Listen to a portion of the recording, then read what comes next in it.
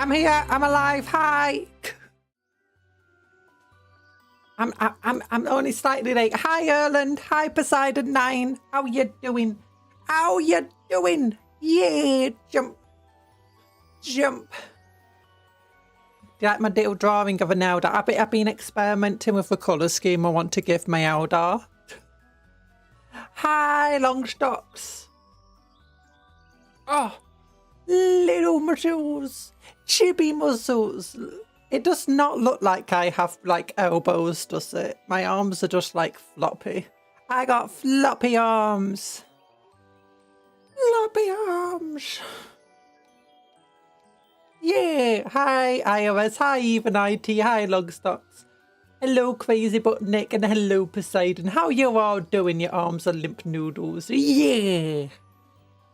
Hi, Key of Rage. Hello, hello, hello. So many people. I'm wondering, do we have new ARC lot? Do we have the new ARC models now? It's 4 o'clock. 4 o'clock and oh yeah, sneak bits. Okay, here we go. Here we go. Is it this one? I can't actually see what I'm doing. It is. There we go. There we go. Just let me move this thing so I can see what I'm doing a bit better. There we do. Here we go. Look! Arcs! There's a grot on a bike. There's what looks like a power claw. Oh, maybe new mega knobs. Maybe new mega knobs. Oh, it might be a squig thing though. Oh, one deeply concerned grot. Is it deeply concerned or just like... It might not be at a bike. It might be manning a gun actually.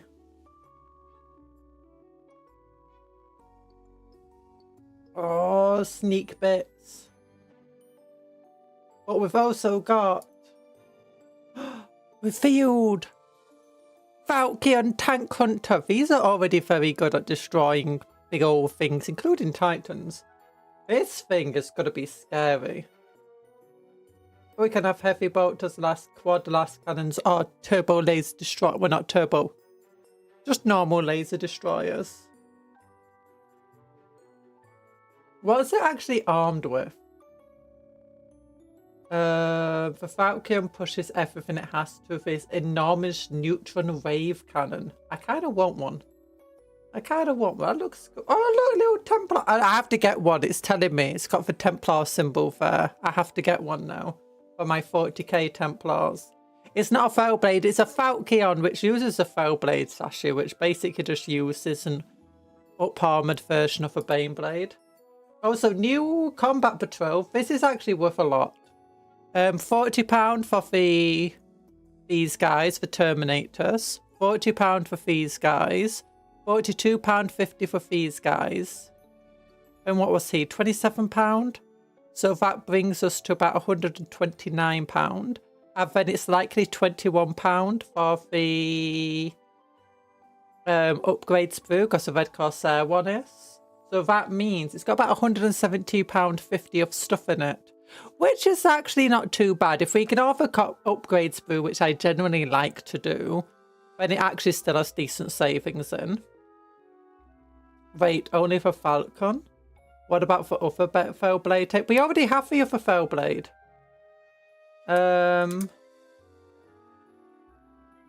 I've got one. Actually, do you want to see for mine? Do you want to see it? Do you want to see it? I can show you. I'll show you. We can bring that back up. Just let me get my gloves on. Mine's a bit converted. It's got some Templar stuff on it. And it's got some chains. Chains! Some hobby chains. But I'll show you for one I've got. We built it on stream. So if you look up the Fell Blade stream. Well, they've already got the plastic Fell Blade. The Falchion is basically the upgraded version of a Fell Blade that's designed for super heavy hunting. Like Titans and Bane Blades and similar things.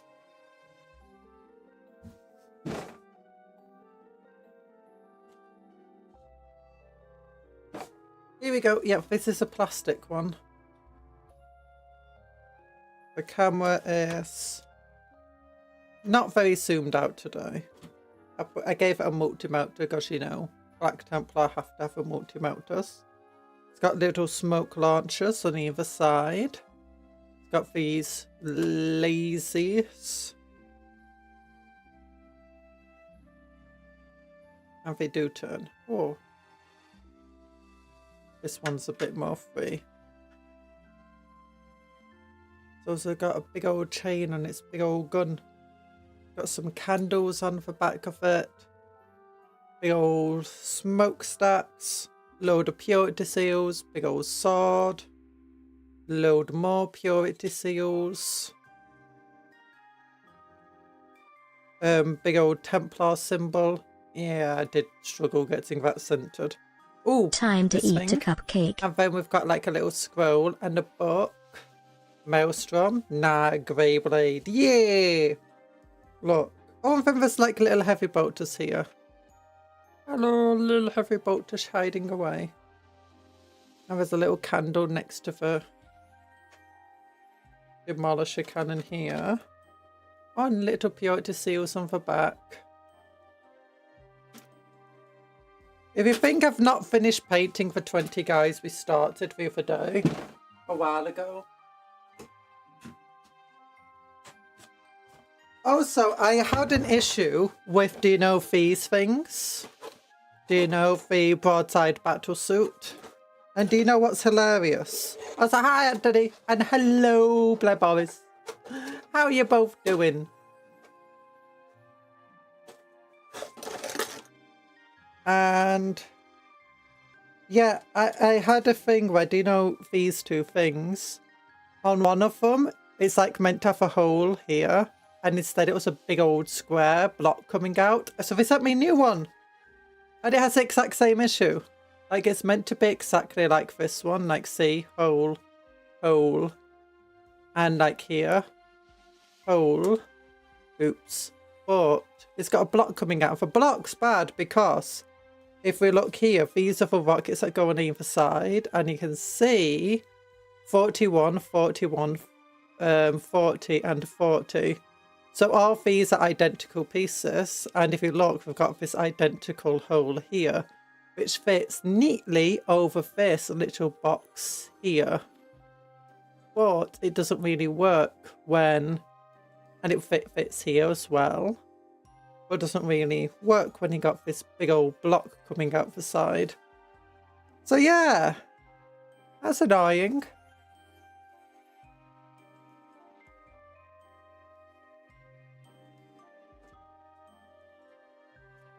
I think my friends are doing a campaign with it. Either way, New Crusade soon. Nice. A lot of my friends doing Tau and Kroot mix, I think. Ooh. That sounds fun. I mean, well, Tau usually... Kroot are a Tau army. Or Tau units. So, you know, you don't usually use a Kroot army without Tau stuff in it. If you did, you'll probably struggle if anyone brings any sort of armor because you'll have no way of getting rid of it without just taking small chip damage just constantly on it. You need the tower effectively for the anti-tank capability if you're playing group.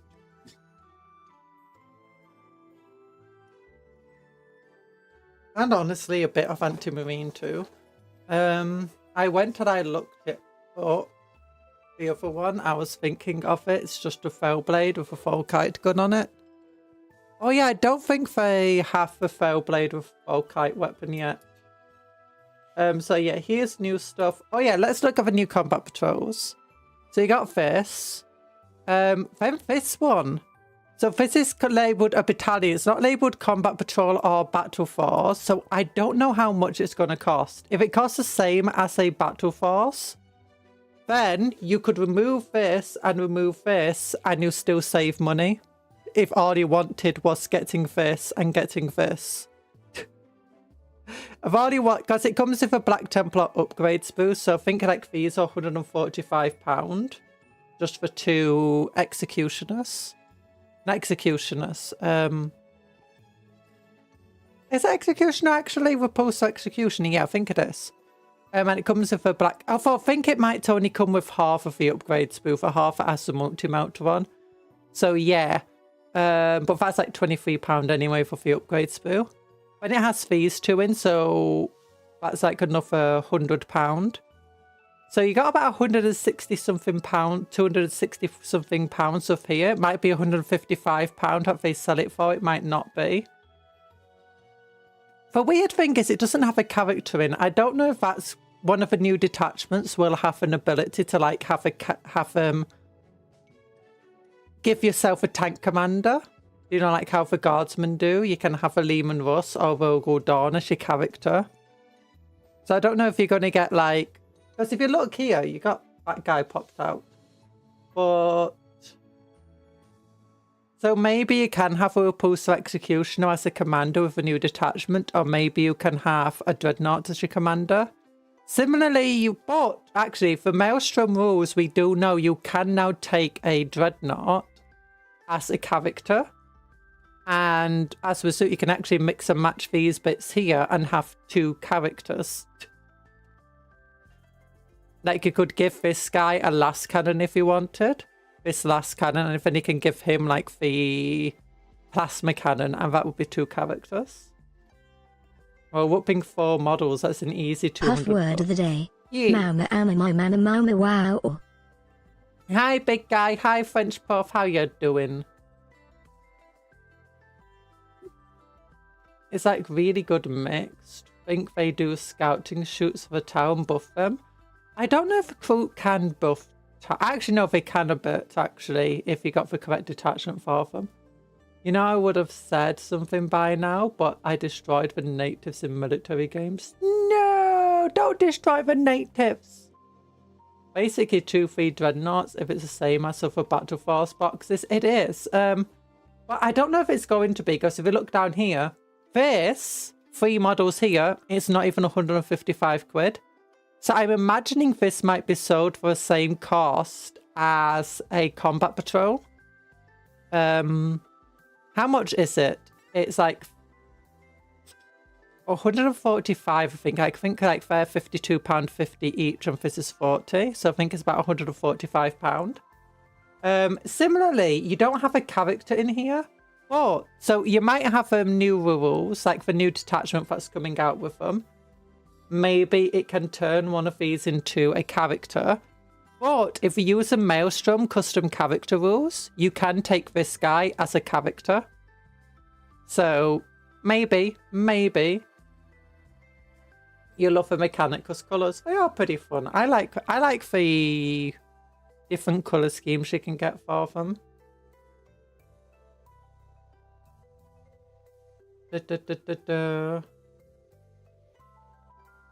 So yeah. I have started painting the giant enemy crab. Pray for me. 3rd degree wrist cramps are best taken in shifts. Nice.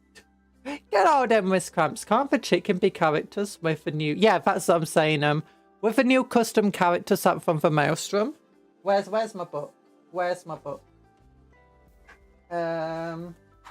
Crucible of Champions. Using the new Crucible of Champions, this book at the bottom of the screen here. Hi. But you can use an Iron Strider as a character, and you can use the Dreadnought as a character, but there's two things to take into account. One, those rules are equivalent to Legends rules. You can only use them in either Maelstrom campaigns specifically, or if your opponent agrees. So it's a bit weird that they'll do this for the new Iron Warriors Eye of Terror campaign module, without having rules within that own module that allows you to take one of these as a character, because they don't really release these types of things without a character in them.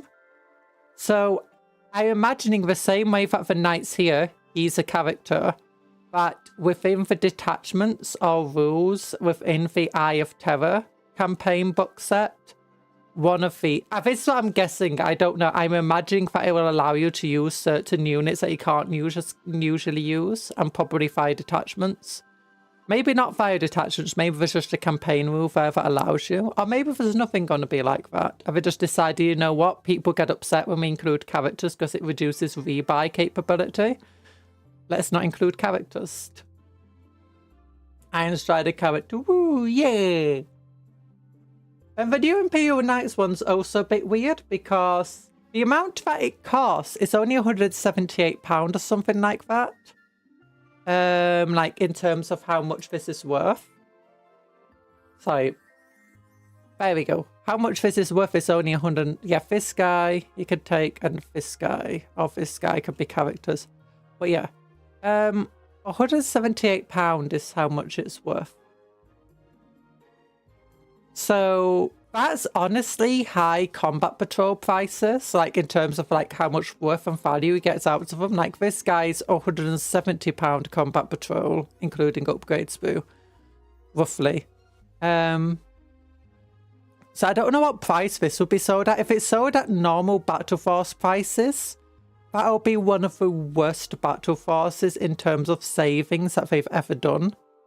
If they set it at combat patrol prices, it will be absolutely insane because this guy is already worth more than a combat patrol by himself.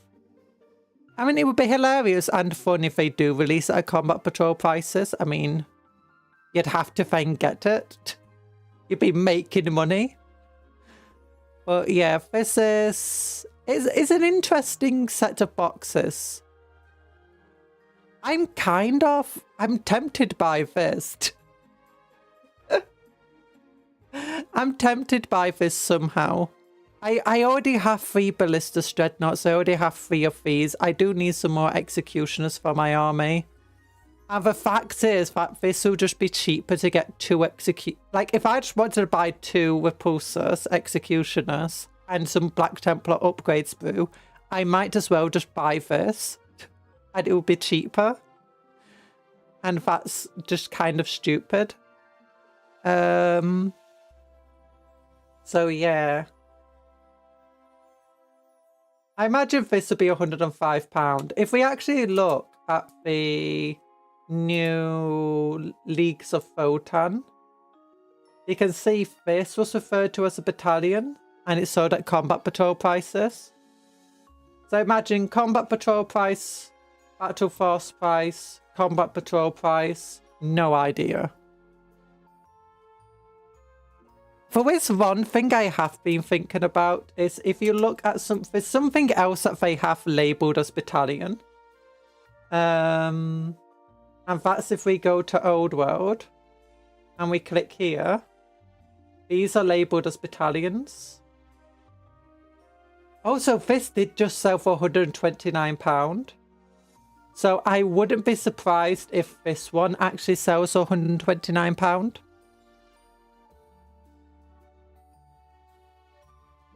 Maybe if they would use a new Knights box for a new price point.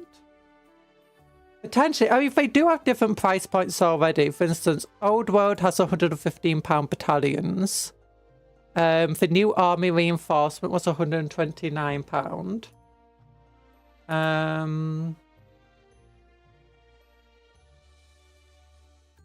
So I could see this selling at either 115 or 129. At either of those prices, in terms of savings, it puts it at around the same as a combat patrol, just either upper or lower end. You either save about £60 or about £40, depending, but I mean, that's generally the saving range that you usually get with combat patrols. This, I think, would be terrible if it doesn't sell for combat patrol prices or cheaper. If it sells at combat patrol prices, it will have okay savings in it. It'll be at the lower end of what I consider fine for combat patrols, which would be about 40 quid. I mean, for all we know, they could decide to just use this as an excuse to sell it for, if we look at Age of Sigmar,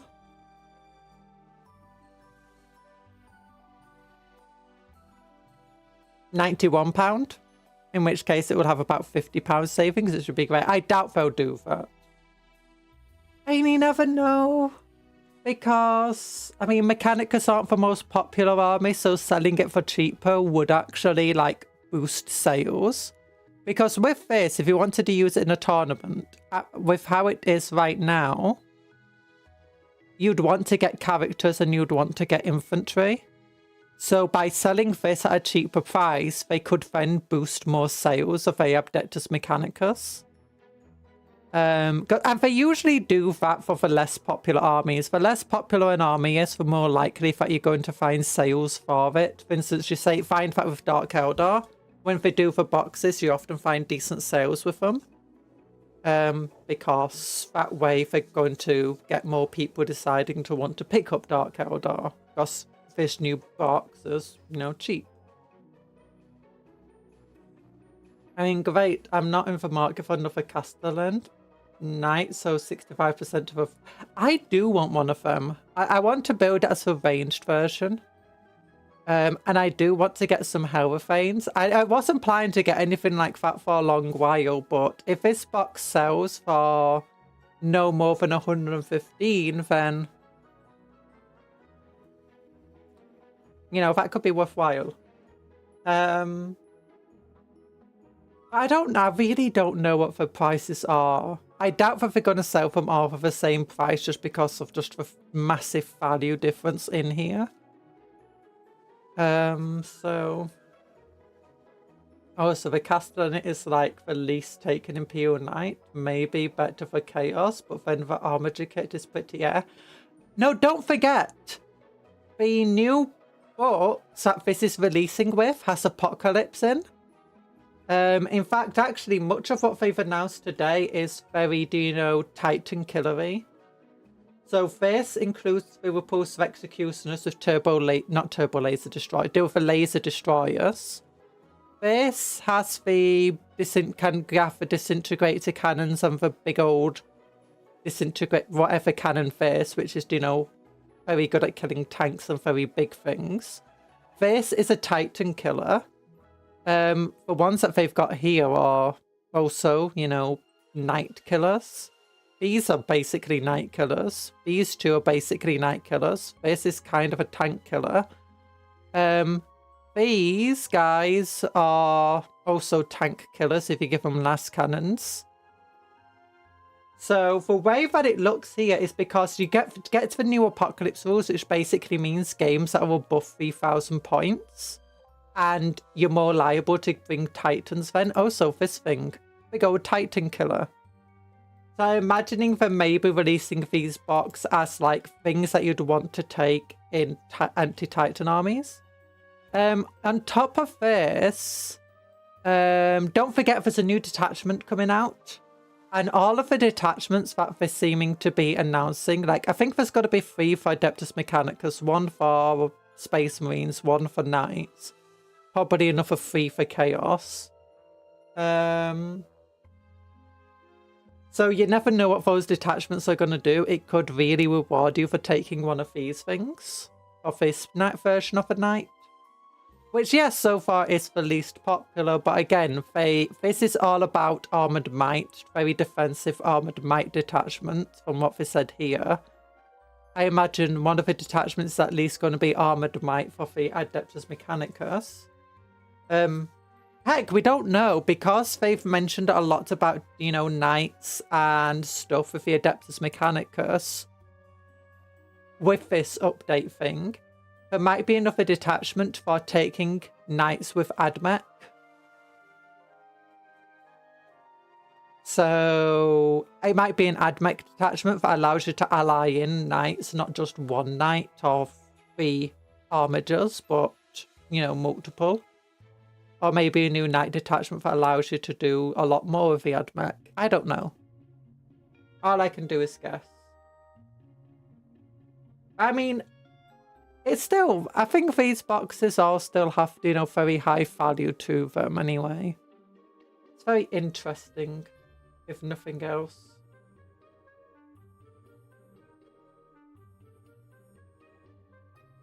That being said, they're not armed with the, you know, super anti-tank weapons here, are they?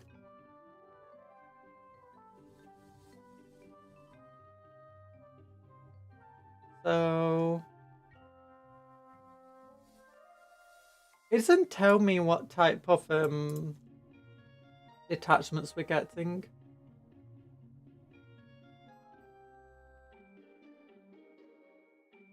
I mean, it could also just be that they're trying to get rid of some more boxes of stock, because people always have to, you know, that thing of, they've got too much stock of a certain item, so they're putting it in a box to get rid of it.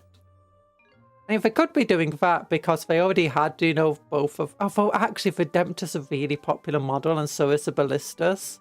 So I doubt they've got too much stock of them, and they just released a Christmas Battle Force with both of them in. That being said, Executioners are really, really expensive models. And in terms of both points and money, so they're not necessarily the best models out there. And AdMech aren't the most popular things anyway, so I don't know. The box sets are very weird. It's going to be very difficult trying to do, you know, do my before sale report on them. I like this. New guy announced. Big old Titan Hunter. Happy late Women's Day to all of the late women. I'm always late. Oh yeah, new thing. World Eaters book is coming out. Not World Eaters, Word Bearers. I keep saying World Eaters instead of Word Bearers. I don't mean to. I know what I mean. But this model looks so cool. I'm sad that I'm saying a Word Bearer looks cool. But look at it. Look at that hand. It's got all the text and stuff. It's like, oh, I have a head. I have a big old... And look at the legs. And oh, it's so... Now conjure, pull, out excel and name 100 women. Me... Okay, Cupcake Conjurer in Boss Lady form, Cupcake Conjurer in, you know, normal form, Original Cupcake Conjurer, all of the cupcakes, all the cupcakes are women, you never knew that.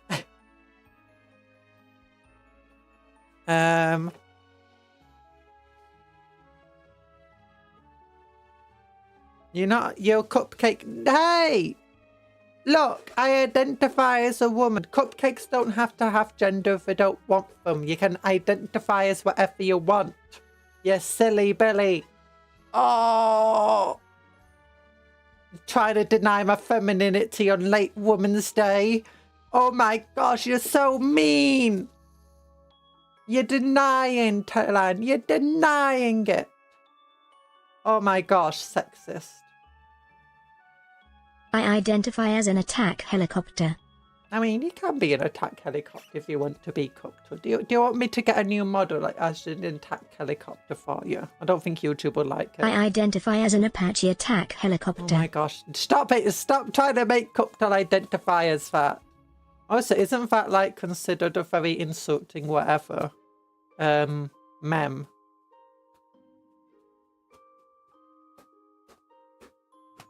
Look, cupcake rights are better than human rights. Look, I'm terrible for names. I couldn't name 100 women. I couldn't name 100 people. Cuttle identifies as a dragon snapping turtle. Oh, alright, you're a cupcake dragon snapping turtle. Yeah.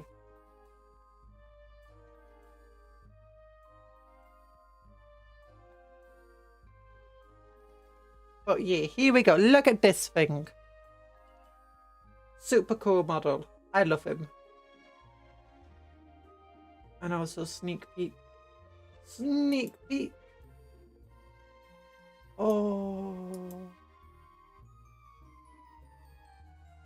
I wonder what this bit is. It makes it look a bit fleshy over here.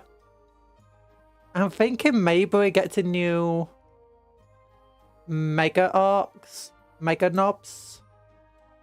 Or maybe a new Bossin Mega Armor. Could be a Bossin Mega Armor. If I imagine if this is anything like for Iron Warriors, each one of these is a different character. So let's say Mega Knobs, Killer Khan or Death Dread maybe? Gargantuan Squiggoth? Normal Squiggoth? Arc War Boss in Mega Armor maybe? Like multi-part kit. I mean, because the Arcs have been asking for more and more, for Arc players, asking for more and more multi-part kits. Like do the ones where there's multiple ways to build it, which is exactly what this War Boss is. It's the first plastic model Arc War Boss that can be built in more than one way. And that is, it's also like one of the first ones that wasn't in the starter set. So it's like, oh my goodness. I'm not sure if a Beast Boss can be. I think the Beast Boss might be able to be.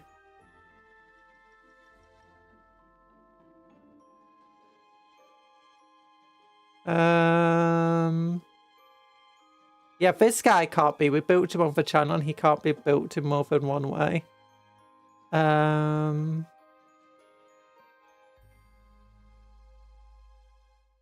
Wait, where was he? Where's the Beast Boss? I thought he was up here. Oh, there he is. Behind my head, I missed him. Can he be built in more than one way? I don't think he can, actually. Yeah, he can only be built in one way. Yeah, for Arcs, that's like for the faction that, you know, inspires the most kit bashing and customizability, and then just none of the models are that customizable. Well, most of their new models haven't been. Like these Arc Boys, this War Boss, these Death Copters. The older models, like the Killer Cans and Death Dread, are really good. These models aren't too bad. This is very good. Very expensive, but very good. These are terrible for customizability. They're good, but they're old. They're good, but they're kind of old. No custom... Actually, no, he does have a little bit of customizability. No, he doesn't. Never mind. Or does he? No, he does. He's got 2 arm options. No customizability here. Although he is an old model. There's a little bit here. Lots here. That's good. The newest models have, but for what the groups of models before them haven't. So it's... I'm looking forward to it. If they've learnt the lessons, it looks like they might have. Build him upside down really confuse people. Arcs have been asking for a lot of things. They've mostly been asking for just for the same thing repeatedly.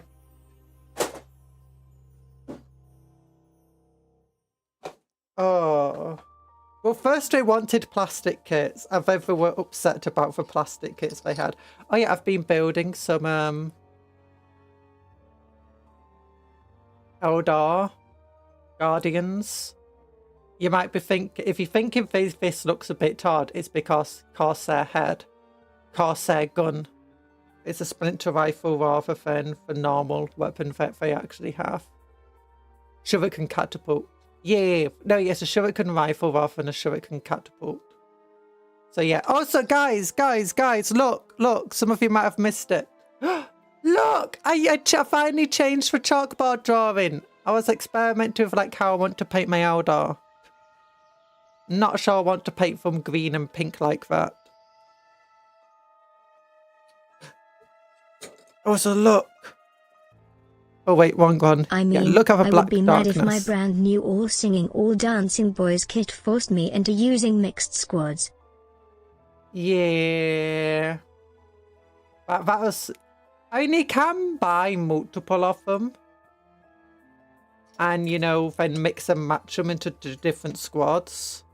But the fact is, like, what? There's an arc knob, an arc with a special weapon, and then an arc with... I hate IT. 4 choppers. You hate it. You hate IT. Look at this. Look at this. It's a... It should match your colours. It kind of almost matches my colours. It's just brighter. Look at this. Look at this. Remember when these things could, like, eliminate most tanks in one shot? Pettage Farm remembers. I don't know what this is meant to be. A grenade, an explosive device, some sort of holographic projector thing.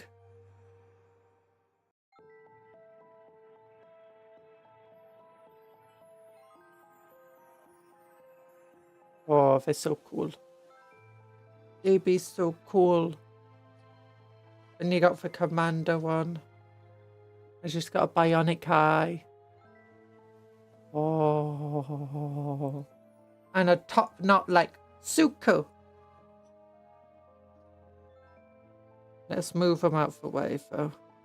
Move them out the way. Trying to build Eldar models is so annoying, though, because the bits are all so... oh, gosh, the arm fell down here.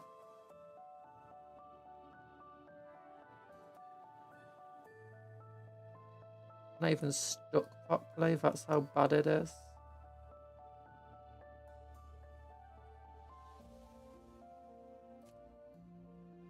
Yeah, the Eldar bits are so tiny and the connection points are so small.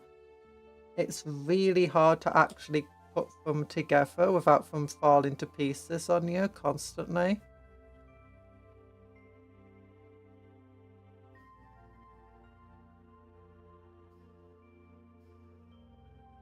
And all of the bits are just so thin.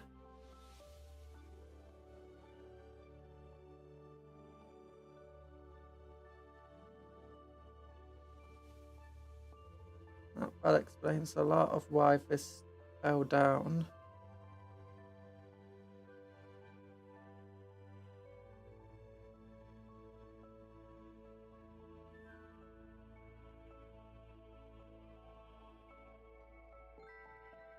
There we go. It's good enough. It's only a guardian. Yeah, but I'm going to use these guys as guardians. It's not like the other guardians are built as Corsairs. Also, guardians are tiny. My goodness, look at these guys. An extra space marine. Look how big the gun is, though. The gun's almost as tall as a space marine. And it's like, it's so big in the Eldar's hand. I like to imagine it's because my Eldar have, like, the Corsairs that have been hunting down Tyranids. I like the idea if I do, like, the basic Guardians are armed with, like, these much bigger, much more deadly, like... I'm a cupcake, I'm a cupcake, I'm a cupcake, a cupcake, cupcake. Oh, I'm a cupcake. Thank you, Erland. Of course you're a cupcake. Wait, does Cupcake have an eye disorder where she thinks she sees you? No, I don't. I just went for the bright colours because I thought it would be fun for the bright colours. More than anything else. I mean, if I did have an eye disorder where I saw things as darker, then I'd see my own model as much darker than it is. Hence, I would try and make the colours even darker. Yeah, it's really not that deep. But yeah. Yes, I like to imagine that these guys are like the monster hunters. They're going out there like with a bigger, better, stronger guns. They're going...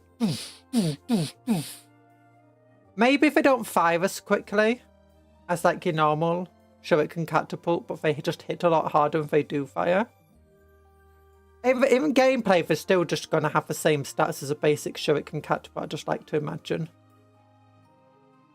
But they're out here trying to hunt bigger, tougher prey. They're monster hunters. I've also got an idea that my Eldar, because they're monster hunters, they're all tougher. And like some of the Eldar are born super, super strong.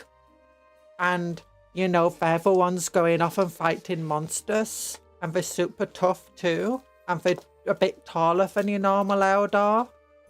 Yeah, I think that's a completely original concept.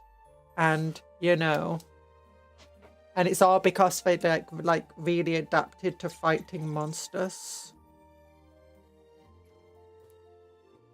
And it's the bigger, tougher ones with a giant oversized weapons that fight the big old monsters that they're hunting. Because our monsters they're hunting are dangerous tyranids. Completely original concept. Don't Google Monster Hunter and the law of Monster Hunter. Nah, I'm not thinking that. I just thought I'd make a joke. Crucible of Champions. That's not what we want to read. We already read the Crucible of Champions. No, we want to read Lair of a Tyrant. Oh, I've already heard some stuff about this. And people being a bit disappointed that there wasn't enough Eldar content in it. So be prepared for not as much Eldar content as we want. So for Maelstrom, Lair of a Tyrant. Oh, I like this art. Oh, wonder if they're going to release it online. Don't talk to me about the ancient writings. I was there when they were written. Yeah. Beware the Maelstrom. Oh, no, the Maelstrom. The Maelstrom skull. Lair of a Tyrant. Beware the Maelstrom. Isn't that what the old captains say? A childish injunction. As if a Maelstrom was some fable to be overcome by right thinking. As if it hasn't been a canker. Wait, what's this? A canker blistering existence since before the Imperium existed. As if it isn't growing. Many of the names pinned upon the Maelstrom. The Well of Lies, the Shadow Mare, the Twisted Reach, the Maw. The Maelstrom is a swirling gyre that fluctuates in shuddering swells. It is the haunt of pirates and the treasures said to lure them. It is the lair of Xenos and the refuge of traitors. It is a sump into which the galaxy's evils drain. If only they stayed there. Raiders spill from the Maelstrom. They spear from its depths to skewer incautious fleets and ravage nearby systems, then escape with their plunder into the nebulae that curdle at the Maelstrom's fringes. They are not the only threat. Madness and mutations seep from within like pus from a saw. Nightmares given form coil from its core and rake worlds far from its ragged edges. I really, really like the descriptives. What's it called? Metaphors, similes, and their adjectives, don't they? Is a DW going to be mad you're reading us bedtime? I don't think so. So, you know, for people reading this book, in addition, it's a limited edition thing that, you know, you're not going to be able to buy soon anyway.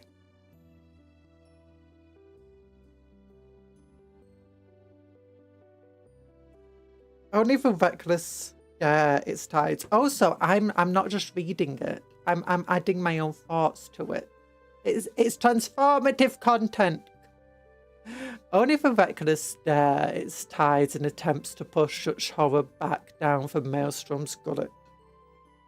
Only if the strong have any hope of surviving. Its grinding flows and gnashing straits Warp roots buckle around it, some are ruptured like threads, fringing a hole eaten through fabric by a grub. The eyes know the Maelstrom cannot be enchained. Its horrors can only be repulsed when they emerge to reave and raid. So beware the Maelstrom, for it is all you can do. You know, I think we can beat the Maelstrom. It says a strong survive there, but you know, I don't think so. It's got a Harman Blackheart in there. He's weak, he's pathetic. Punch him in the face. What has he got to do? So advertisement. Advertisement indeed. Yeah! The Infernal Gaia. Denizens of a Maelstrom. Outcasts and exiles. Oh, Eldar! Into the Gaia. Oh.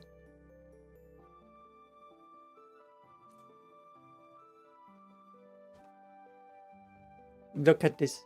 Look at that. Oh. Also, I got the super limited edition version, so this one's even more special and harder to get. Across the Infernal Gaia of the Maelstrom, its twisted tides are the stage for countless bloody raids. Power-hungry reavers plague the stars of this corrupted reach, seeking plunder, revenge, mayhem of a chance to enhance their infamy and renown.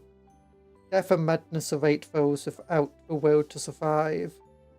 While the laws of wealth and power are a constant siren song that draws hunting fleets of raiders to prey upon each other in ceaseless spiral of avarice. She does love her tax write-offs. Yeah! Oh, look at this. That's the new executioner guy whose model I don't really care for. They just look like Imperials.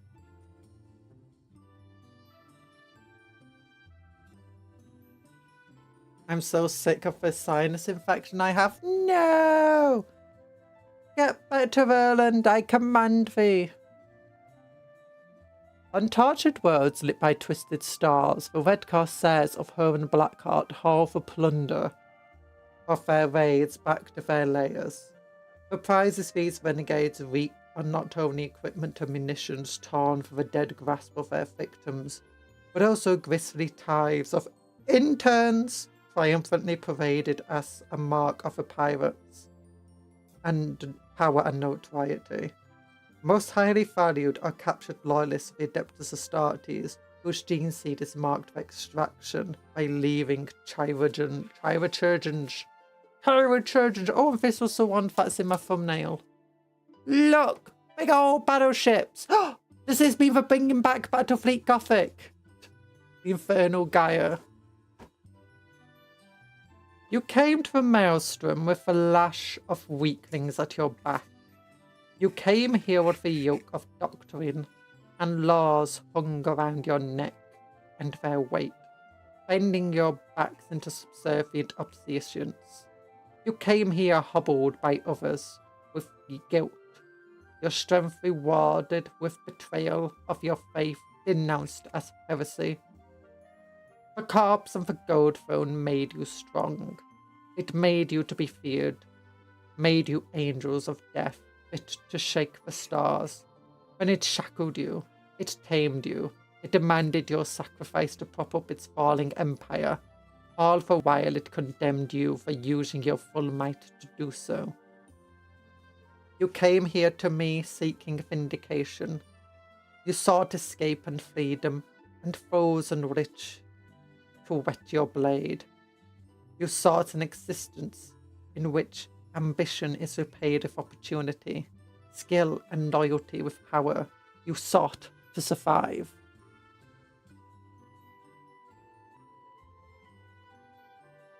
Look around at those already loyal to me, those who are your Gaolus? A Gaolus?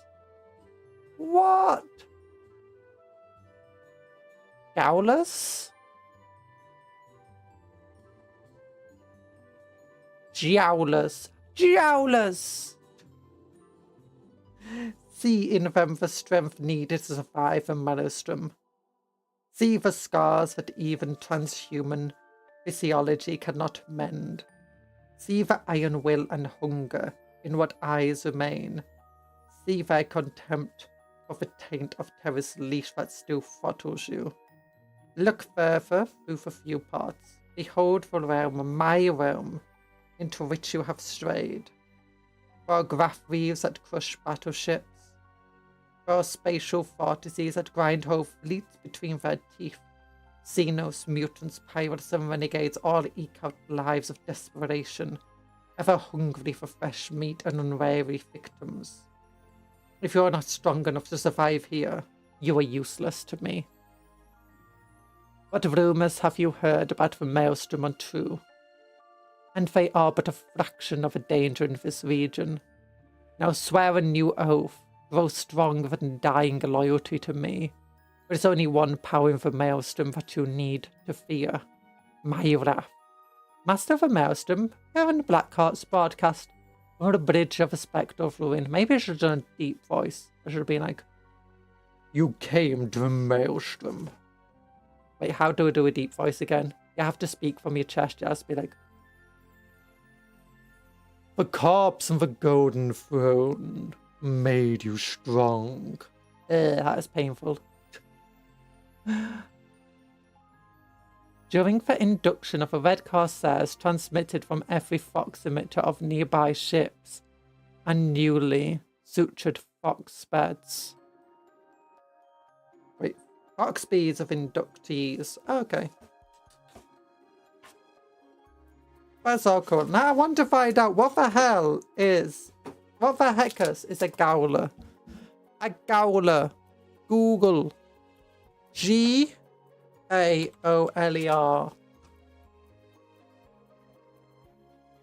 It's pronounced jailer. We were correct. I was correct with that last pronunciation of it for jailer. Yeah. It's apparently just an archaic way of saying jailer.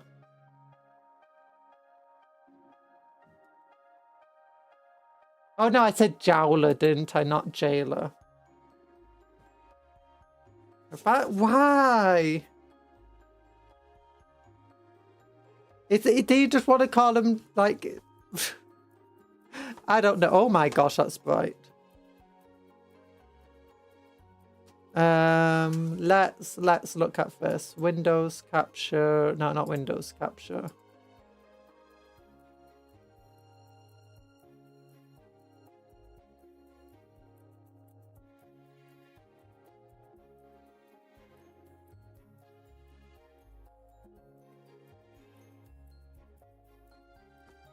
There we go. The Maelstrom is huge and ancient. Wait. The Maelstrom is a huge and ancient warp wheel space intersize near the galactic core. This region scars both dimensions with a supernatural vortex of tainted reality, or both dimensions. It offers hazardous refuge for the damned and a shifting dangerous mire to nearby systems and ships. The Maelstrom is a sprawling region where reality and the warp are intermingled. Its presence in real space is marked by a slowly turning gyre of sickly energies, gaseous nebula, dust clouds, and stellar material that prevents scrutiny from the outside. In the night skies of the planets even far from its fringes, the Maelstrom is a hideous stain, a glowing blemish that invites madness to look upon. Within the warp, although space and time are mutative concepts, navigators say that the areas analogous to the Maelstrom churn with tempest and radiate a dark light that obscures the beacon of Astronomicon. It is therefore difficult and dangerous to chart courses around the Maelstrom's fringes, let alone into the region. Typical of its inconsistent nature, the warp's corruption does not saturate the entire area in the same way. Within the bounds of the Maelstrom are stars and planets, as well as many other phenomena of real space. You had to fight bronchitis for 3 months. Are you feeling better now, TA? Intermittent passages and isolated zones of reality exist, in which the laws of physics retain a fragile grip. Yet this is not to say that Maelstrom is in any way safe or sane. Seemingly random surges of warp energy consume whole stellar systems. There are stars that blaze with eldritch energy rather than light, some of which are colossal stellar crystals that radiate cryothermal rays. Planets exist whose surfaces rive with continental Mars. The dense shoals of basic asteroids can snap into reality embedded into ships passing through what their captains thought was a safe route. Mutation and sorcery are rife, even on relatively rational worlds. Space and time twist sometimes, aligning with the swirling gyre of energy. Still, compared to regions of the galaxy afflicted by more volatile warp storms, the Maelstrom is somewhat stable. This relative stability, along with the promise of world shrouded from the rest of the galaxy, has made the Maelstrom a magnet for those seeking to hide themselves and their activities. Hi Sparky, yeah, we're doing a reading stream today of the Maelstrom, Lair of the Tyrant. Oh, also we've got the galactic map again over here. Oh, but only part of it. It's got the Maelstrom and doesn't show the ultimate sector. It's got Badab, Chorogis, Terra and Mars over there, Sotirius, Lasteria, Elysia, Armageddon, Fenris. Oh. Wait, since when can VTubers read? I don't know, I'm just guessing at the words it says here.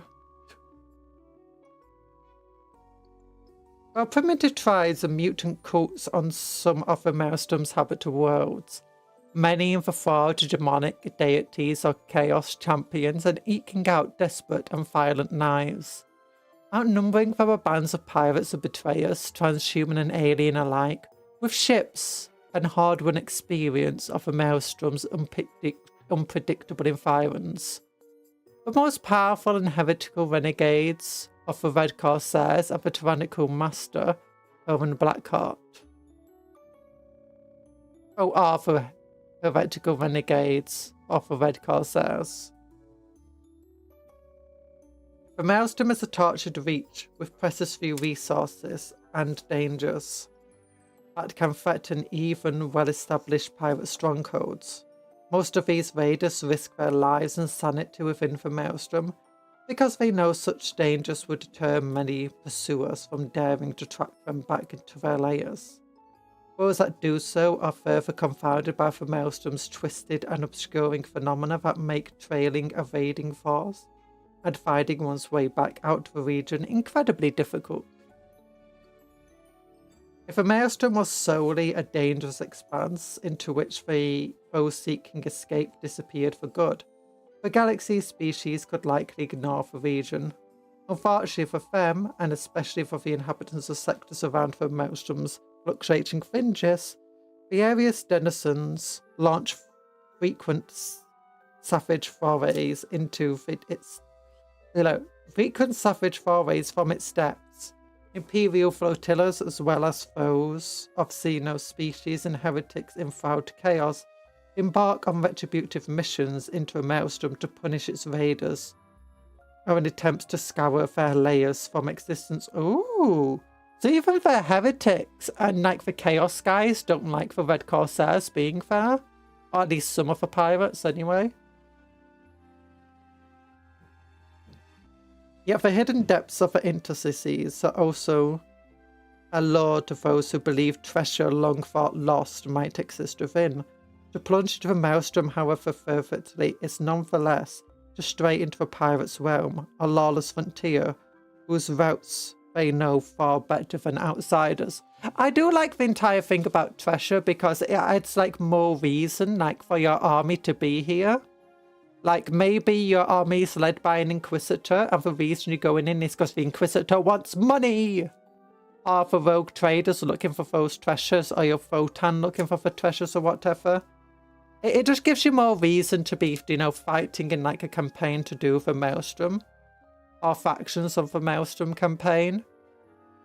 Even though your own faction might have nothing really to do with the Maelstrom normally. Mr. Krabs, is that you? We want money! Inquisitor Krabs. Inquisitor Obi-Wan Sherlock Krabs. The Maelstrom lies in the galactic western reaches of the Ultimar Sectum, within the Imperium Sanctus and relatively close to the galactic core. Throughout the Imperium's history, countless attempts have been made to map the indices and pinpoint its planetary systems and warp routes. All failed. Even attempts to define its boundaries during periods of relative stability have resulted in no more than best guesses, whose validity is temporary at best. This is a manifestation of the Cicatrix Maledictum, the Great Rift. The Maelstrom has swollen in size and engulfed whole clusters of systems that were once beyond its fingers. Ooh, that's another reason to have like your army fighting there. You were engulfed by the Maelstrom. I wonder if the Maelstrom might shrink in like future lore then, like if the Maledictum is, you know, is successfully reduced. Because I know that currently in the lore, they are attempting to reduce it by building like black pylon networks within the within and around the Maledictum, which will hopefully create like safe channels to connect to the Imperium Nihilus, but also potentially weaken the Maledictum. Because I've been reading more of that Carl book. Carl. Of subjective violent fluctuations. Where was I up to? Beyond its fringe, its precise dimensions are subject to violent fluctuations. Its northeastern reaches sometimes flow and merge into the core wood portion of the Great Rift, while at other times there exist routes between the two. Ships whose crew have braved these channels and survived have reported detecting worlds previously thought destroyed by the warp, and other planets known to have endured have apparently vanished. The Maelstrom has never been static. It waxes and wanes, sometimes eccentrically, with individual arms of a gaseous material and energy shifting as the central mass rotates, sorry.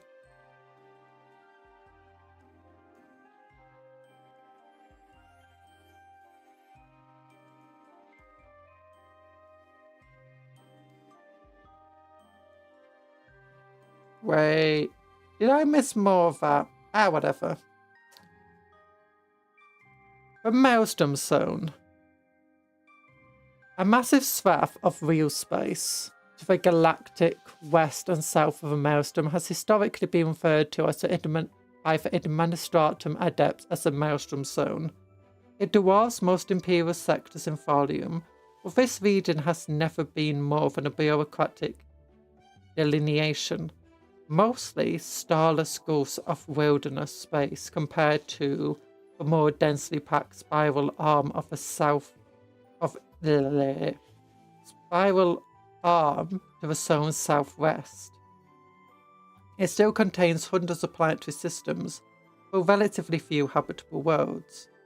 There is exotic mineral and chemical wealth here, alongside rare star types, ripe for energistic harvesting.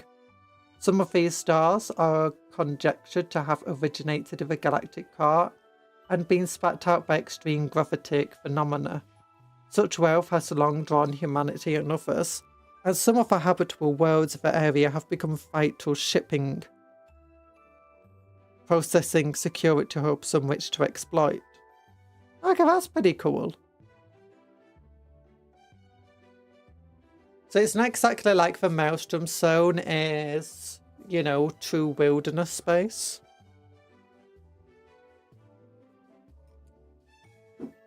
Or frontiers.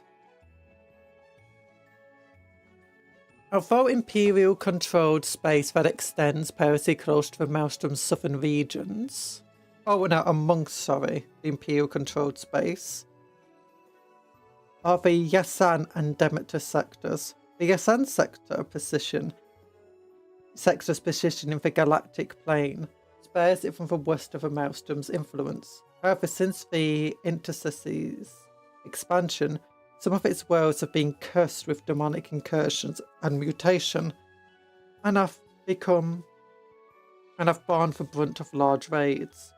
The White Scars chapter, whose home world in the sector survived the Red Corsair surface invasion, has been hard-pressed to respond in force to more than a handful of these threats. Oh, there's also worlds that I do know are like under constant demonic attack, but they've literally just made new like Space Marine chapters and military things on the planet, and now they just fight off the demons every single like night or day or whatever. Like it's just a never-ending swarm of demons, but life goes on. They keep building new stuff and like keep expanding. Somehow just constantly fighting demons the entire time. The Navis Imperialis assets of Battlefleet Demeter, meanwhile, comprise a large number of frontline and reserve squadrons spread between its naval bases. Their crews and ships sustain a punishing level of battle readiness to react to raiders from the Maelstrom. West and north of the Maelstrom are warp routes used by Imperial shipping and war fleets attempting to skirt the region. Their importance has surged since the Maelstrom's growth, and they are now indispensable lifelines.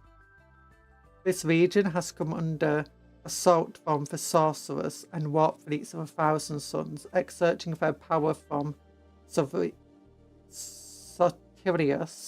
and forcing more fleets to brave routes near the Maelstrom. The galactic north, meanwhile, are the Golgothan wastes, of little intrinsic worth, but great strategic value. Numerous wars have been fought against aliens emerging from the wastes, and it is laced with deep void defense stations. They require frequent reinforcements to ensure the threat from the wastes is contained. The Maelstrom and its denizens are a threat to nearby sectors, and further afield, the region exists as a weakness in the heart of Imperium Sanctus. Raiders from its depths have struck far from their haunts, using unknown means to cross the Great Rift in large numbers, and either spearheading into Segmentum Solar. They are a threat that looms large in the minds of the High Lords of Terror and heretic and Xenos warlords. One that can only ever be guarded against and never erased. Ooh. Maelstrom is dangerous, to put it simply. Ooh, a map of the Maelstrom itself.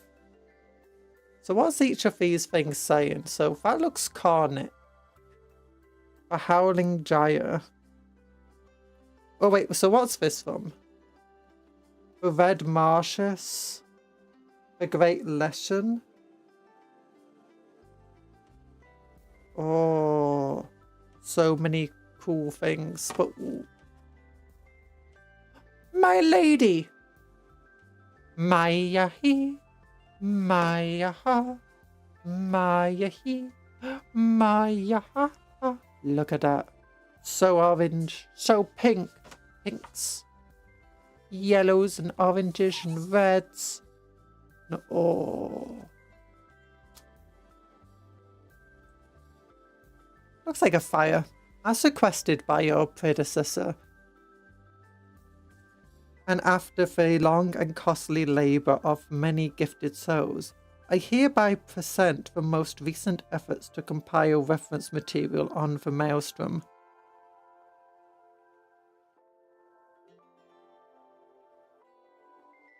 The good old Maelstrom adjacent resource extraction zone.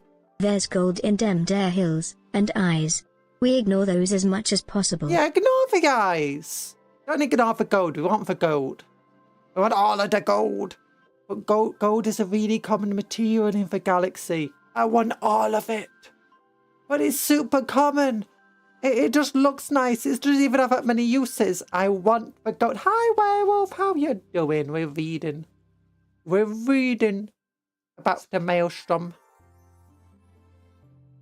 As requested by your predecessor, and after the long and costly labour of many gifted souls, I hereby present the most recent efforts to compile reference materials on the Maelstrom. Like every previous attempt, this work has exhausted our supply of valuable assets. Trial readers have slit their throats with their own cards. Those are sharp cards. Charter scribes have dislocated their jaws with incessant screams. Navigators have torn out their third eyes. Others who have attempted to rationalise this region's anomalies have suffered fates that have made it difficult to dispose of their remains. We, your servants, bear such duties with honour. I mention these challenges only to highlight the need for repeated replacements. Just get tougher people. Why are they so mentally weak? What do you mean he can't just, comprehend incomprehensible horrors? I mean, what does it matter for the incomprehensible horrors? What does it matter to you in your little mind? You just go, okay, that's an incomprehensible horror. That's Cthulhu over there. Who heck cares? I don't care. As long as I'm getting paid, that's all I care for. You need more people like that. Not these silly people getting all caught up in their mind and bad people. Also, I like how the Imperium has tarot cards still. I wonder if people read tea leaves. Oh, do they have do those things that everyone's got all these things about crystals at the moment? Does the Imperium have people like that, but they actually work?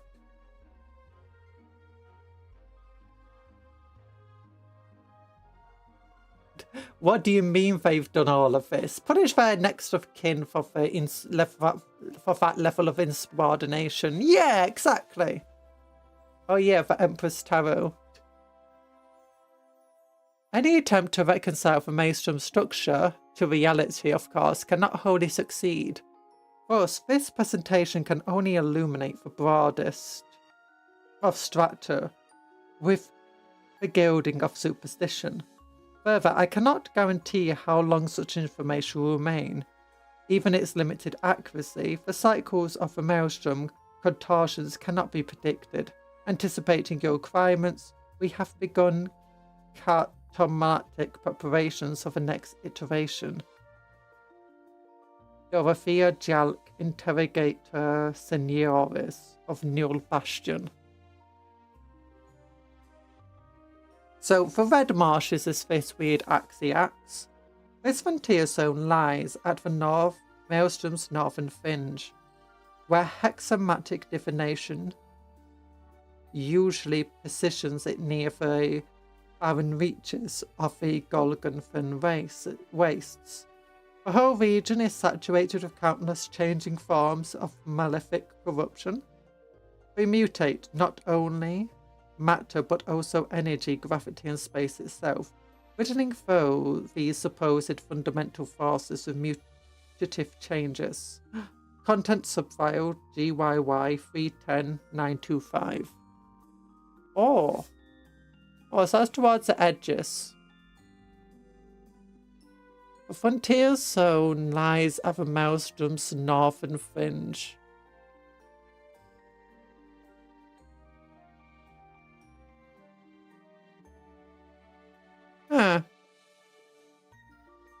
So we're calling it a frontier zone.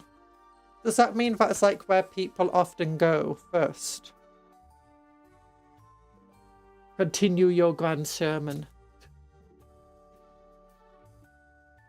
The Great Lesson, or Legion. Legion? The Great Legion, that's it. At least one significant Red Corsair stronghold exists in this veiled region. Oh, that's more concrete information. What few systems have been located here are thought to be a fraction of a true number. It is a Shadow Realm. Banished to the This is where people go if they get banished to the Shadow Realm. Oh! It is a Shadow Realm, a bruise on both the warp and real space. Negators and umbral giants far outnumber true stars, casting a pall of unlight across all spectra. I dare not conjecture what repugnant heretics could have hidden layers here. Oh, that's that zone. But yeah.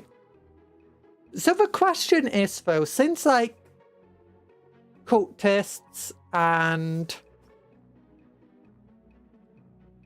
heretic Astartes and you know all sorts of people like that, including like various rogue traders and inquisitors and stuff, and Eldari have managed to go into here, come out and like navigate it. Does that really mean that these people just have the mental fortitude to withstand all of these incomprehensible horrors of having to track this region? And that when I called these people weak, or, you know, kind of just like bad for, you know, failing like that, then is that actually true? Is it true that if they just found like an astropath with a strong enough sense of will, they would be able to, you know, track information here without going insane? Maybe it'll tire them out and exhaust them. Or maybe if they only... No, it can't be, because you do have like Eldari going into this region without falling to chaos. You do have humans going into the region without falling to chaos. They do have astropaths and stuff to take and guide them and navigate us. So since they can do that without necessarily dying or failing or going insane themselves or falling to chaos, then it must be possible.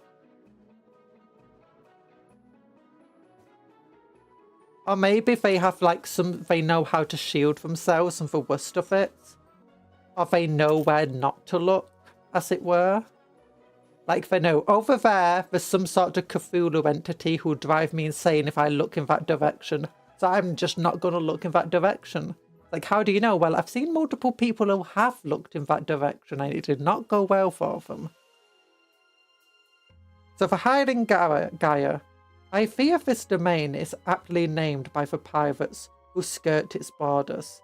Analysis by Majors Quayle has failed to determine the nature of the subatomic resonance, believed to instigate the disturbing noises in Voidship's superstructure.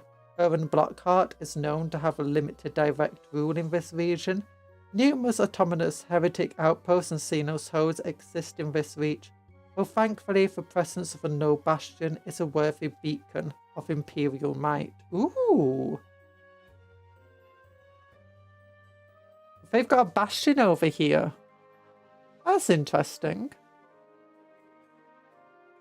The Parachaya Helix.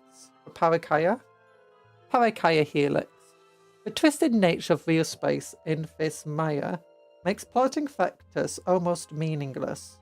Achieving firing solutions during void battles or calculating orbital trajectories are exercises in futility. Firstly, the tumultuous routes between this system of Harakria make interstellar travel less calamitous than elsewhere in the Maelstrom.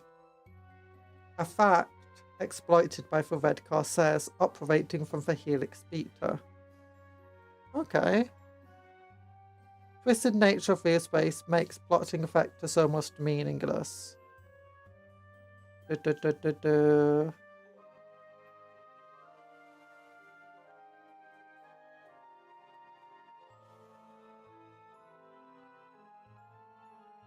So wait, so you can't just plot your route through this area, but the tumultuous routes between the systems of it make interstellar travel less calamitous than elsewhere.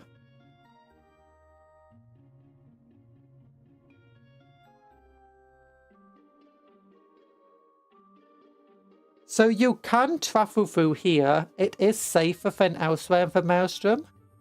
But you basically just can't plot your cars and you can't do firing solutions or anything like that. So if you want to escape somebody, you just escape into here. They won't be able to track you or shoot you. You won't be able to shoot or track them, but you can travel safely through here. If you know your way through here, then you don't need to plot your course. I'm guessing that's what it means. So then we got this one.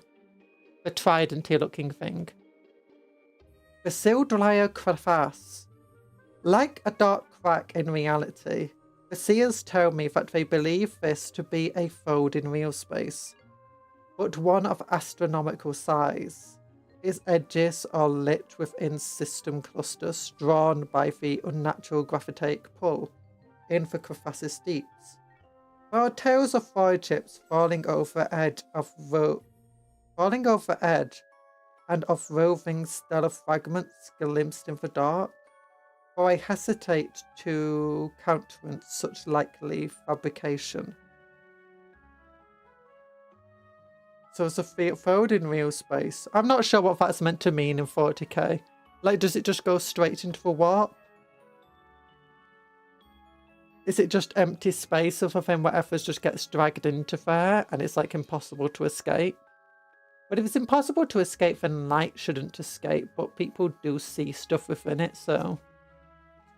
The Tyrant's Crown, that's this region here. Most of what we've seen is towards the edges. So there's a bastion here, which is not in the very edge, it's in the middle, the second thing. This one is liked by the raiders and is on the very outer edge. Bastion is a bastion of the pirates that's beyond the second ring, and this one's at the not too far from the edge, which is got a habitable but ever-changing world there. Fold sounds like a gravity fold, so a black hole could be, maybe.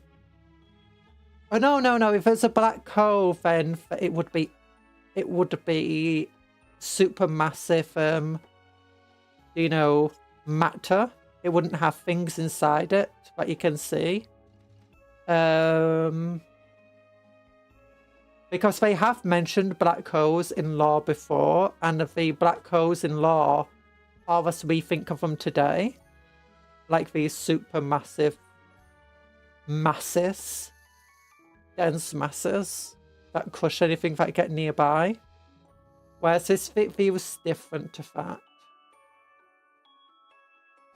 But the Tyrant Crown, tarot divination revealed this region to comprise the foulest seat of power within the Maelstrom. It is almost wholly under the heretical rule of her and Blackheart.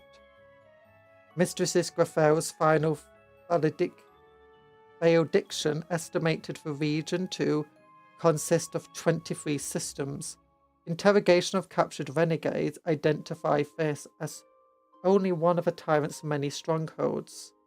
Of course, there is no easy target for a decapitation strike against Horan's power base.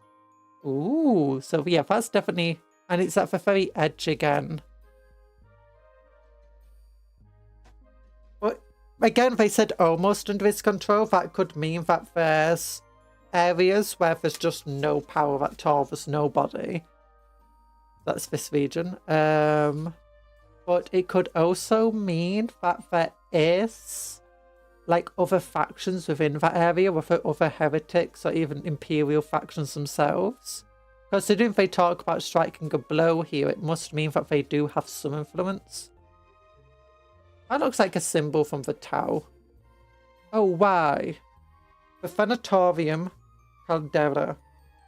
A chaotic scar dozens of light years across, the so-called Thanatorian Caldera is a place of broken things, and the haunt of countless bands of piratical Xenos. Major's Krell vouchsafed the assumption that it is believed to result from a technological catastrophe. Chaotic scar dozens of light years across the so-called Thanatorium Caldera is a place of broken things and the haunt of countless bands of piratical Xenos. Oh, so this must be where the Eldar and Dark Eldar and stuff are mostly found.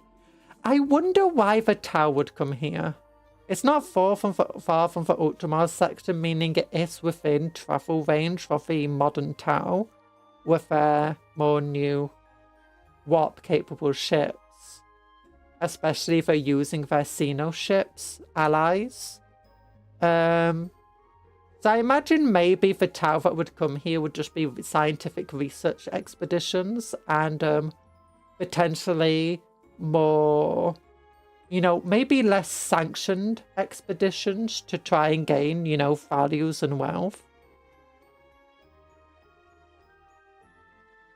But yeah, just really thought about the Tau being here. And also the fact it's talking about Xenos in here. Both a mortal art device could splinter nebula embedded slivers of one planet into another to throw stellar cores into phasic flux. I shudder to think.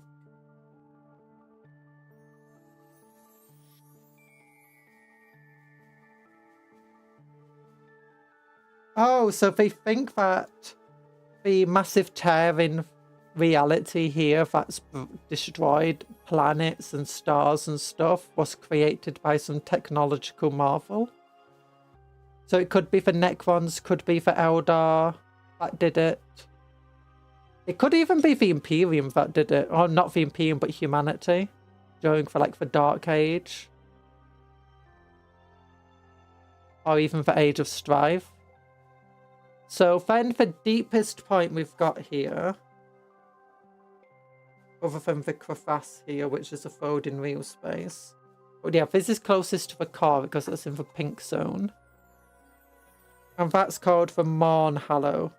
Information from your contacts amongst rogue traders for Ultimar Sectum suggests the heart of this region may have been an Aderi world of old, though no physical trace has been located. We have lost dozens of astropaths to the psycho-temporal screams, hallucinations, and as they describe, waves of soul misery that persist in this reach.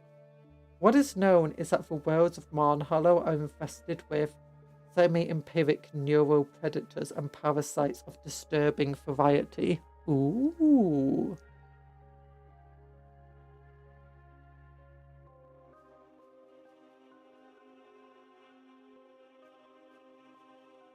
So this suggests that rogue traders have gone this far into the Maelstrom, if it's traders in the Ultramar Sectum that are giving them this information. It was an old Eldari world, though no physical trace has been located. We have lost dozens of astropaths to the screams, hallucinations of a destructive rays. I mean, it's deep. That is so far deep into the Maelstrom, it's no surprise. What is known is that the worlds of Morn Hollow are infested with semi-empiric neural predators and parasites. That actually sounds a bit like one of the aliens races that they fought during the Great Crusades before the Horus Heresy.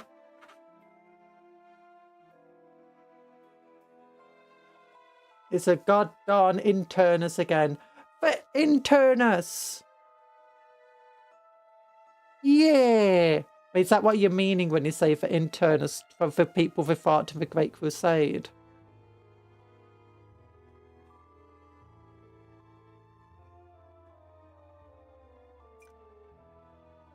Sorry, drink!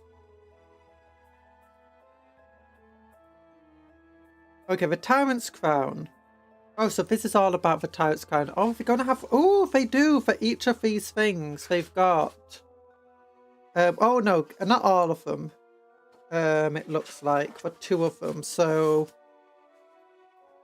the 2 here are the ones that we took the most note of, which is Horan Blackheart basically exists here, and this is where the Imperium have some significant force according to these texts. The Howling Gaia and the Tyrant's Crown.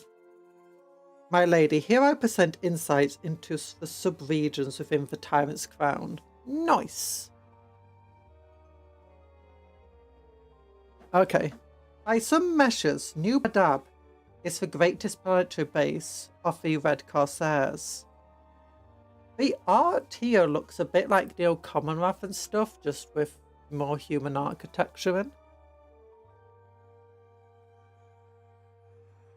Base of the Red Corsairs. It's seized with hundreds of thousands of warriors. Not only Herven's elites, but also humans, aliens, and mutants. Its cities are gigantic fortifications for billions of interns, while its forges are labyrinthine swines to piratical strength.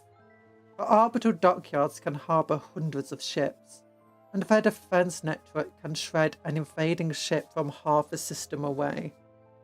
At the planet's southern pole lies the Palace of Thorns, Horan's largest bastion,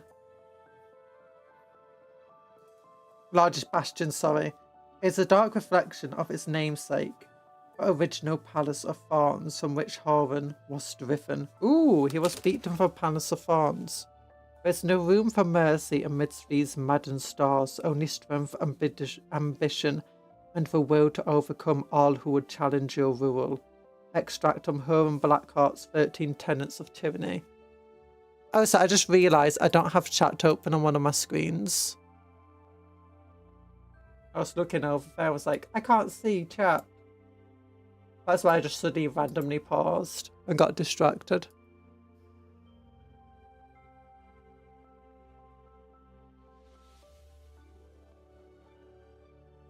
There we go. Yeah. Also, since it's I was hoping that it got to released one for every hour. This was released at 4, 3, 2, 1. Oh, next week for so many books. Is anyone planning to get these books, by the way? I kind of want to get Warlord of Warlords.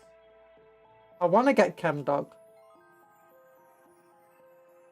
And maybe this if they do get it in time. I'm gonna have to go to the shop to grab this. Oh yeah, this is a one where this has a black hole in. It has space wolves fighting on a planet against demons just constantly attacking. It also mentions the 500 worlds, reclamation, and all sorts of other cool stuff.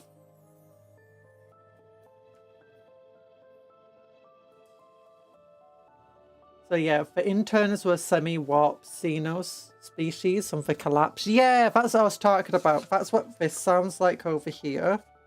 Off Morn Hollow.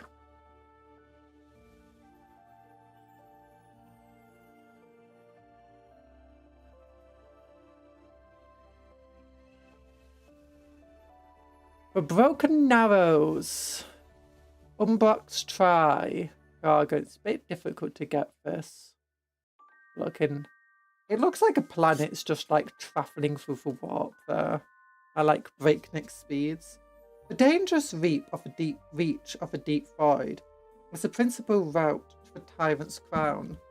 However, Horan knows of a clandestine access ways, enabling him to resupply his stronghold or escape in the unlikely event of invasion. Apocalyptically ferocious empiric tempests border the Narrows. Within its channel are rogue planets untethered to any star. So it literally is a planet travelling at breakneck speeds through semi-real space. They stand out in the warp-lit Narrows like dark, rotting teeth. Ships seeking passage must thread an insane route amongst and around them, as all are dangerous. Many are seeded with orbital weapons or sorceries by Horan, while others possess malefic auras that push or pull passing vessels. Interesting. Capisque Sinister 11. I can't tell if it's these massive ships or if these are just like spires hanging upside down. The name Hell's Iris refers to a planetary system and the former Imperial Starfort which sprawls in orbit above the corrupted world of Yukonhal.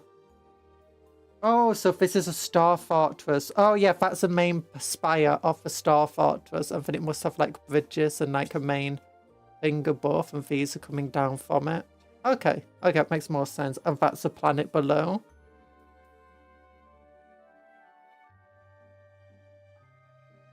Spores of the warp-corrupted world of Yukhal. Yukhal. Second in power only to New Badab. Its approaches are guarded by ships and weapon arrays high amongst formerly arc-infested debris fields. The port controls an empiric juncture of dozens of warp routes. It serves Herman's needs as a way station, black market naval repair facility, fueling terminal and mercenary hub, amongst other roles. The services provided by its tens of thousands of inhabitants make Hell's Iris a lucrative and influential piece of Horan's burgeoning empire. You're back. Hi, Clyde. How you doing? Welcome back. Okay, then what's here? That looks like a Blackstone fortress or something back there. And another space station. Yeah, so that looks central core. Big old central core. Mini spire. Big old mini spires. That's what I was thinking anyway. Oh, Blackstone Fortress gifted by Abaddon. Yeah, so it's a Blackstone Fortress. That's cool. Gifted by Abaddon currently lurks in the interstellar gulfs between the Force system and the Chimonus cluster. Bet you he's regretting gifting him for Blackstone Fortress. It's like, I've just lost another one. I need a new Blackstone Fortress, but I just gave away my last one. Too shiny, can't see. There you go. There you go. Blackstone Fortress. That's what that is, the big old triangles back there. I'm going to say main spire of the space station. Spire, spire, spire, spire, spire, spire. Big old guns. So it lurks in the interstellar gulfs between the Force system and the Chimonus cluster. Wait, can I just like... That's the camera. Light. Or then it's too dark to see. Hey there, how's your day? My day is going well. How's yours doing?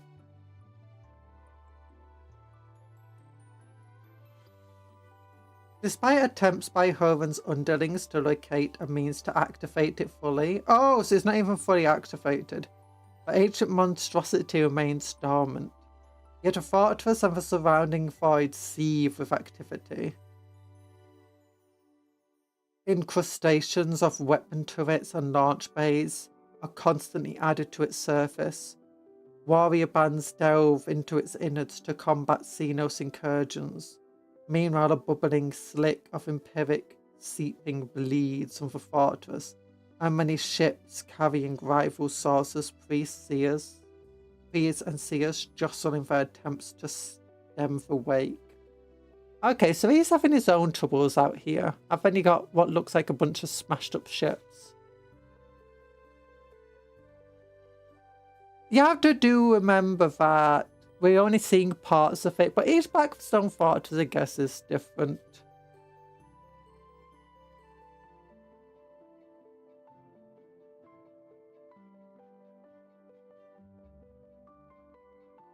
And this is something within the Maelstrom. I know Blackstone Fortresses are similar to the Black Pillars that stop the warp anyway, but it seems to be like it's a bit mutated based on what that's saying. A9 Ascendant Fulgalis, Carfast Anchorage. Oh, so it's a place where the ships are getting repaired. The deep void gravitic anomaly possesses a natural entropic stability, which has made it an ideal haven for damaged ships to hide in for centuries. Oh, so some of them are damaged. Are destroyed. Since Horan seized it, many of his naval prizes have been brought here. They are caged in Colossus refit shells for repair, grisly modifications to hide their identity, or to be gutted for precious systems. Anchorage's strange properties also mean vessels and detritus end up here by chance.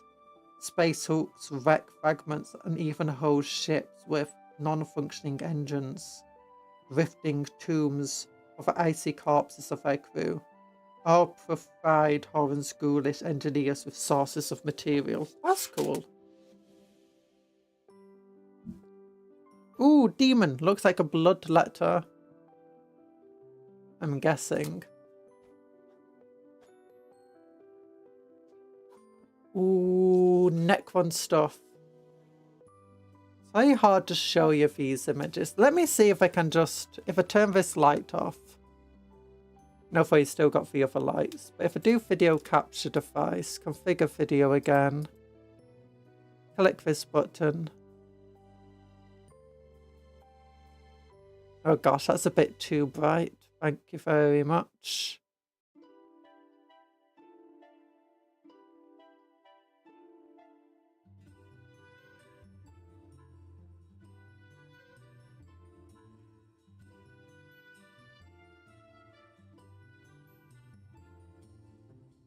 There you go. Maybe that's a little bit better. Necron thing here. I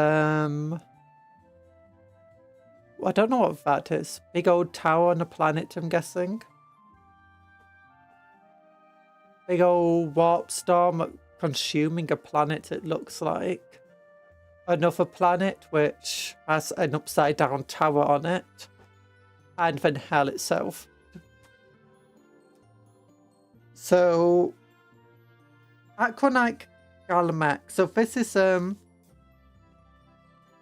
my lady. These offer a few Malfictus grade data truffles. We have succeeded in amassing of a howling Gaia.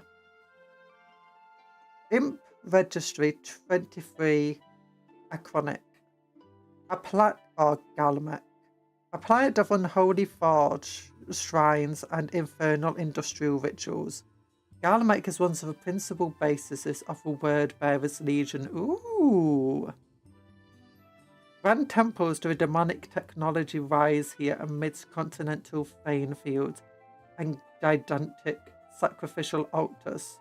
Heretic tech magi and forge masters of the Iron Warriors are also known to have holdings on Galamek, as well as infernal households of Chaos Knights around its blood-red star. Okay, so this is like Heretic Forge World and combined with Shrine World, which isn't unheard of. There's definitely Forge Shrine Worlds in the Imperium as well, and Forge Hive Worlds. Or usually they only get given one of those names.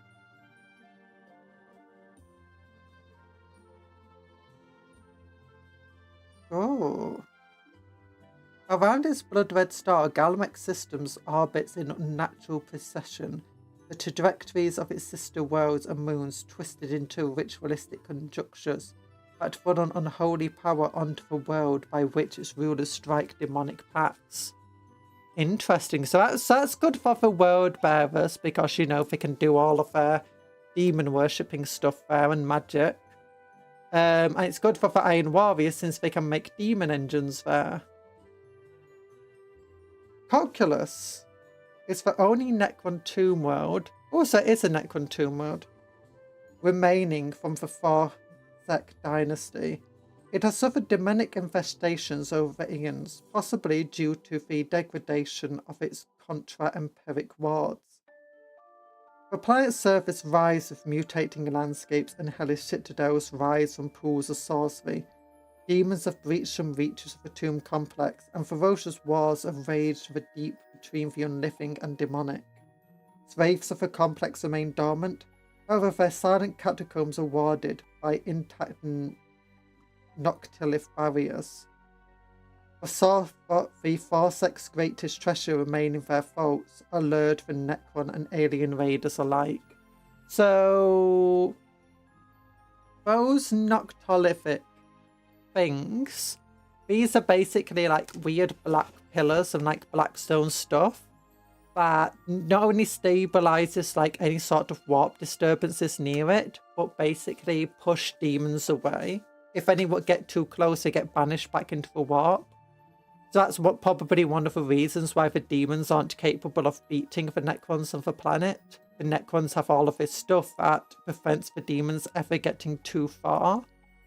At least without them bringing some other force that can break those pillars. Yeah, that's the other name for pylons. Yeah.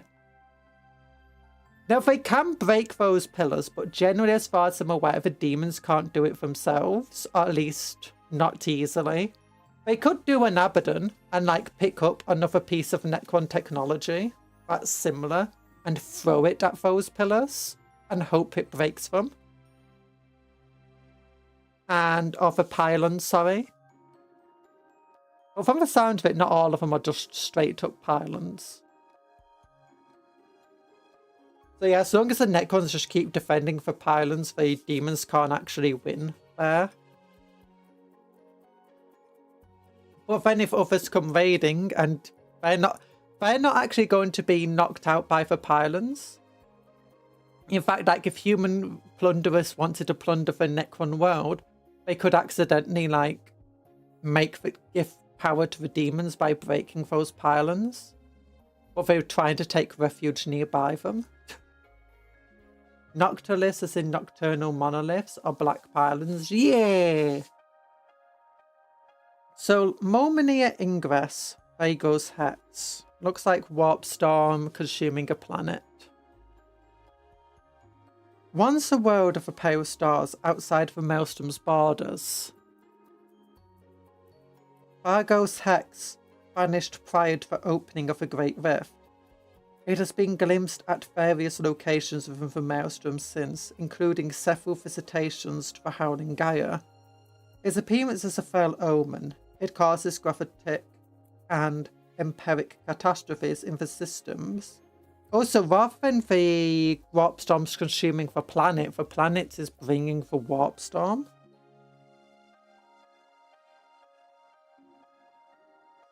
To the systems that temporarily host it. The broadcast pleas of its inhabitants, meanwhile, draws Xenos and heretics in large numbers. Most prey on the worlds of its host system, posing cries of doomed few targets. Its cries of doomed. Few targets, Pharaoh's Hex itself, heeding rumours that those who scream for aid are, in fact, predatory entities. Byron! The demons are shouting for help, but really they just want to eat you. Nadirius Equinoctis, the Null Bastion. Okay, so this is the Imperial Stronghold. The ancient fastness arises from the black sands on a small planet resembling a shriveled, charred eyeball from orbit. An obscuring veil of unknown sources hides the planet from all augurs, holding back the Maelstrom's warp tent. Many group and species have occupied the bastion over the aeons, but it has been held by a succession of inquisitorial factions of several centuries. The latest overseer is Borisha Scalane of the Audio Astartes. She uses the Null Bastion. Audio Astartes is not the same as Adeptus Astartes. Adeptus Astartes are space marines. Audio Astartes are inquisitors who oversee space marines.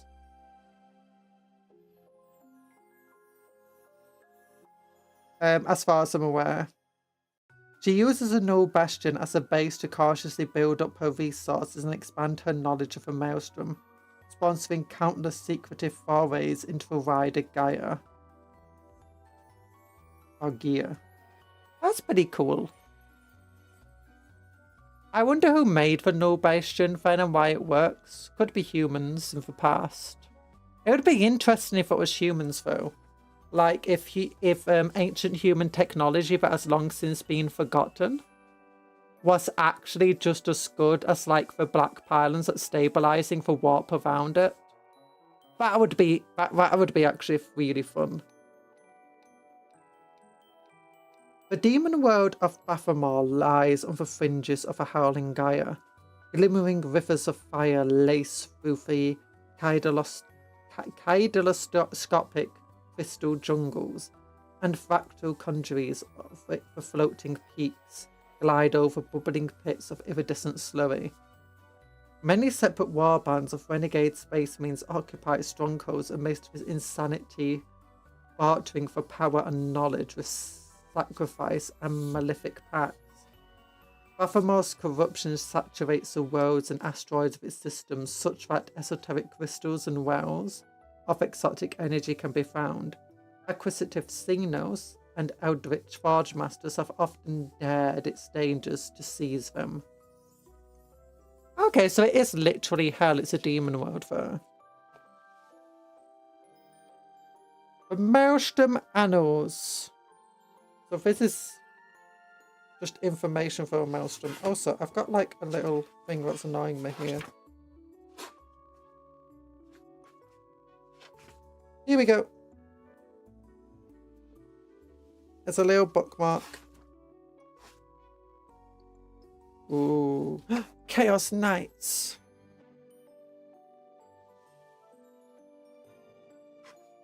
Oh. Cool stuff. Aldari Corsairs. Eldritch Raiders, Corsair, Vincurial, Sky Reavers, Vipers, Raid of the Crimson Ire, Necron looking thing over here. Oh. We've barely touched on all the information here.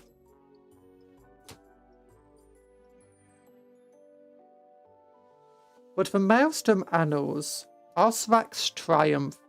Osrak's Triumph! That sounds like an arc. Legends hold the librarian thoughts about Phalanx.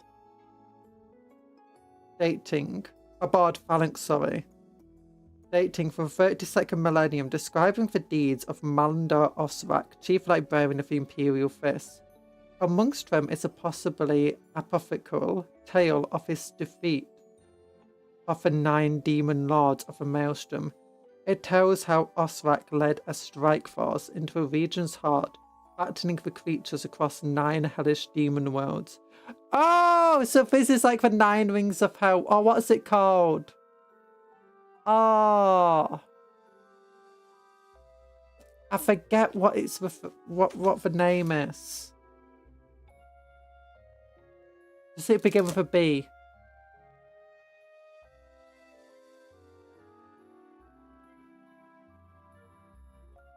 I forgot.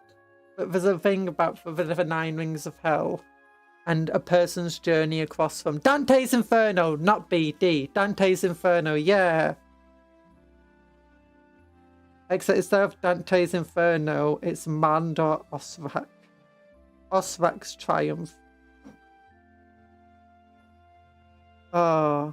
The Psychers sacrificed a finger upon each mutated planet to bind the demon's essence into the rocky bones of the worlds. The Icas Raid. A terrifying force of Chaos Space Marines descended upon the Forge Road of Icas, where the holy STC of the last Impulsor was housed. Ooh. Sweeping aside all resistance, the Chaos Worshippers stole the device and bore it away into the Maelstrom. Thus was last Impulsor technology lost to the Imperium, and many dark corrupted demon engines fashioned to torment the Imperium with the corruptions of its sacred power. What the heck is a last Impulsor? Doesn't sound very good. The Reality Cage. Oh, so when was that? So that was the year 32,488 roughly. This was year 38,536. In the year 40,074, suppressed binary psalms of a Forge World of Ventoria, describing a heretic cabal's attempt to recreate cage fields of pure reason knowledge, supposedly once held by Ventora's devout. The cabal's members claim that a holy device will magnify the material's dimension's resistance to the warp. The tech priests devote the rest of their lives to creating a reality bomb that they believe will seal the galaxy's warp into seas. Sadly, their ritual trial staged at a location inside the Maelstrom ends in disaster. None return to Ventura. Decades later, rumours torn from the lips of interrogated pirates appeared to describe a huge fractal wound within the Maelstrom. The hypothesis scar becomes known among several cells of the Ardeo Hereticus as a Ventura Caldera. Oh! So that wasn't Necrons or Eld or anything. That was humans did this. The humans created a reality bomb that ripped up this scar here. We were guessing it must be Necrons, because that stuff's always Necrons. No, apparently humans did it. And not even like ancient humans. No, 40k humans. Hi Mercury, how you doing? We're reading a book today. You've been listening to the Native New Yorker, Groove Line, From East to West, and Dancing with the Moonlight. Nice! I hope it was fun. It's the main weapon of a Knight Vexatori, Canis Rex. Oh, so that's why he can't use it anymore. Wait, does that mean Chaos models have that too?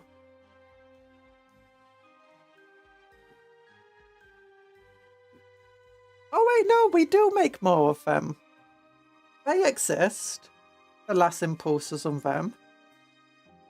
So year 41,701B. Why does it say B? Why is it a B? I thought it was going to be an 8. No, it's a B. The sole remaining copy of a Libra Zephyria records that an astral claw's punitive force under their chapter master pursued an enormous tribe of Ark raiders back into a Maelstrom. Much of the Ark's astrodial bases are destroyed at the Battle of Hell's Iris, and thousands of aliens are slain. But chapter master falls in combat. He is later succeeded by Lufthuren, former captain of the Third Company.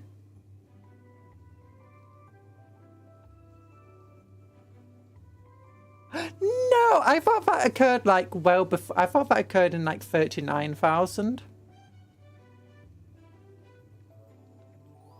Right, you just don't trust Imperial records. The Battle of the Maelstrom's Mars, redacted. Redacted! Oh, that's like the most common event in history. Defense of Kilab. Ark pirates pouring from a Maelstrom are intercepted and destroyed in a series of battles in the Kilab system. The Kebab system!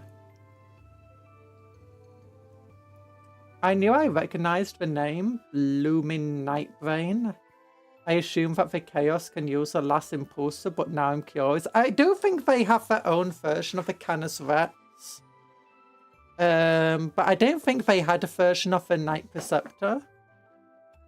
Maybe this is old information and they did manage to recapture it. Like, I mean, it was 4,000 years ago. It is possible that the Imperium managed to regain that technology back during that time. In fact, one of these might actually talk about it. So Ark's powering from Maelstrom are intercepted and destroyed in a series of battles in the Kebab system. According to the myths of Endymion. Oh, Endymion! He's like a wizard or something, isn't he? Like in folklore. Mythology. An heirloom history possessed by a rogue trader. Uvar Ganlat. He's Endymion's also like an archetype of Yu-Gi-Oh! This is achieved by the combined forces of an alliance of Adeptus Astartes chapters, referred to as the Maelstrom Wardens, and led by chapter master Lufthuren of the Astral Claws. During the battle, chapter master Huren slays Xenos warlord, Overdog Raka, and is hailed as a hero of the people of Endymion. The Crusade of Wrath. In the year 4 UN 869, Ermegalus etchings within the Scriptorum of Truth honour the declaration by Marshal Gerhard of the Crusade of Wrath in response to an entreaty by an unnamed ally. The Black Templars inflict heavy losses on the World Bearers and reclaim several systems in close proximity to the Maelstrom, including the once interned Shrine World of Benevolence. before forging into its depths from the eastern marshes. Strike forces of the Astral Claws, Lamenters, and Mantis warriors simultaneously assault tainted systems of the Maelstrom's south and northwest. Almost 24 alien and heretic strongholds are purged. Imperial forces reach the Howling Gaia before the Black Templars are petitioned to redeploy to Ultramar. Darn Ultramarines ruining the... It's always the Ultramarines. The Black Templar and the Third are doing something great, from the Ultramarines are like, nah, we need your help, Black Templars. Save us! Save us! And then we go like, okay, turn the Crusade around, smash into... Darn Ultramarines, can't do anything right. And the coordinated assault of a Maelstrom falters. See? Falters. We're going to get rid of Gaskell MacFracker. Gulliman's like, nah, turn your Crusade around, we need it for the Indomitus Crusade. We're about to wipe out the guy in charge of the Necrons. Nah, turn around, we need you over here now. I mean, it's actually funny just how many times that's happened. I mean, there has been multiple times Crusades have like pushed too far and too deep and paid the ultimate price for it. But Endymion Cluster's a Mantis. Endymion Cluster is the Mantis Warrior's home system. This can only end badly. Actually, I am pretty sure the Loyalists firebombed it. No! So, the year 4X109901. No, 4X10901. The Badabois! After years of inconsistency in the Astral Class Gene Seed Tithe, Lufthaven finally denies it to the Administratum. Oh! You still listen to music. Nice. Oh, look at this. Blood letters. And is that a Forge Fiend? Is that a smashed up Forge Fiend over there? It looks like it. Oh no, that's a cannon. That's one of their weird cannons. There's a Bloodthirster. Juggernaut. Ooh, Bloodthirst in the sky up there. Skull cannon. Oops, I just whacked a microphone for book. Yeah, it's skull cannon. Yeah, I realised it afterwards. Noticed this bit, was like, oh yeah, skull cannon, never mind.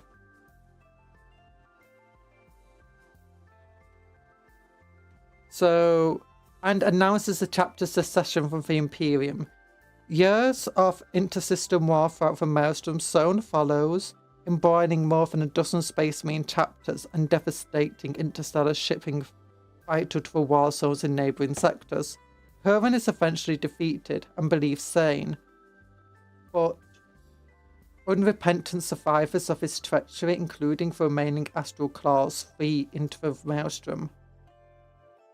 The year 4127N. I like how they put N into the entire, they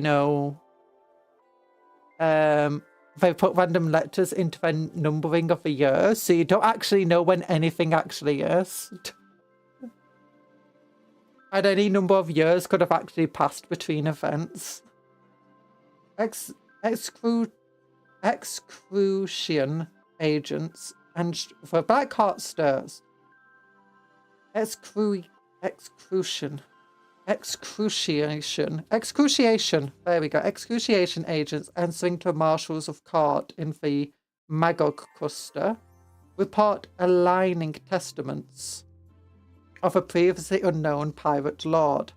The monster is operating from within the Maelstrom and styles themselves Blackheart. Lasteria Reclamation. Inquisitor Pranix joins 5 companies of Space Wolves and elements of the Acadian 301st, the 501st, and the Talon 14th in an attempt to reclaim the hollow worlds of Lastratia. They are among several planets to the galactic northeast of the Maelstrom, but have fallen into the clutches of the pirates known as the Red Corsairs. Pranix is revealed to discover that they are renegade space marines and is stunned to realise how large her political reach has grown. The Space Wolves breach the hollow worlds, algae-encrusted surfaces, and the war soon rages throughout the catacombs, threading each planet. The Red Corsairs collapse pre-selected portions of their tunnel networks with cold precision, isolating and destroying much of the Imperial forces sent against them. Panics invading forces are forced to withdraw. Hope Gutters, the year 41938. The system chapter of the Salamanders. The chapter master of the Salamanders, Netar. I don't think he's a chapter master anymore, is he? Blazes a fiery path into the southern fringes of the Maelstrom. Its battle brothers are backed by warships from Battlefleet Badab and supported by the Astra Militarum, army groups and Adeptus Sororitas. Preceptories. Netar aims to reclaim worlds in the grip of a warp established in astronomical relay shrines. Disaster strikes as soon as the forces passes the Maelstrom's borders. Insurrection flares aboard the naval ships and traitors annihilate troop haulers carrying Netar's allies. Amongst the anarchy, Rod Corsairs, cruisers and frigates ambush the Imperial fleet on board the Salamander ships. Netar is slain at the hands of Herman Blackheart, the master of the Maelstrom. Takes over a dozen Salamander prisoners, but permits a handful of survivors to leave and take a message. The Maelstrom, they are told, is not subject to the Emperor's rule. Oh, Salamander's turning traitor. Oh no! Yeah, I think I gave a spoiler to Netar not being in charge anymore. For bloody example, in the year 4100-38, become ungovernable. We are ungovernable. A frenzied mass of demonkin, led by the blood-gorged warband, invade the northwestern fringe of the Maelstrom. In a series of psychotic assaults, they cripple 3 of Herman Blackheart's outlying strongholds. In return, he turns the full might of the Red Corsairs upon his aggressors, and exploits the depths of fear of countless other bands of denizens to turn them against the Khanate invaders. Ooh, so Khan versus Horon. In a stunning excavation of power, Huron effectively mobilizes, albeit temporarily, almost a third of a Maelstrom in the bloody wars of extermination. Ooh. How chaotic is Herman Blackheart, though? Like, how aligned is he with the likes of the Word Bearers and stuff? Because there's been more than one mention of Chaos Chaos forces trying to eliminate him and vice versa. Sanctified Salvage in the year 44/15M. The pilot of a Freeblade, Mortria Repugnum, leads a crusade into the Maelstrom. So that a Freeblade is a knight. Like, do you know, one of the Imperial Knights' giant monsters? Not giant walkers. Not as big as Titans, but not far off. And tears the last impulsor. Oh, so here we go. The last impulsor has been taken back. Leads a crusade to a Maelstrom and tears the last impulsor STC from the bloodied tendrils of a Dark Mechanicum. The sacred design is ritually quarantined and finally returned to Ikas. Or Ishas. I don't know how you're meant to pronounce that. Oh, so yeah, they did bring it back. Nice. Also, my legs have, died. The Pandorax invasion. Near the southern reaches of the Maelstrom is the Dementor sector, a Black Legion fleet. Oh yeah, this isn't the year.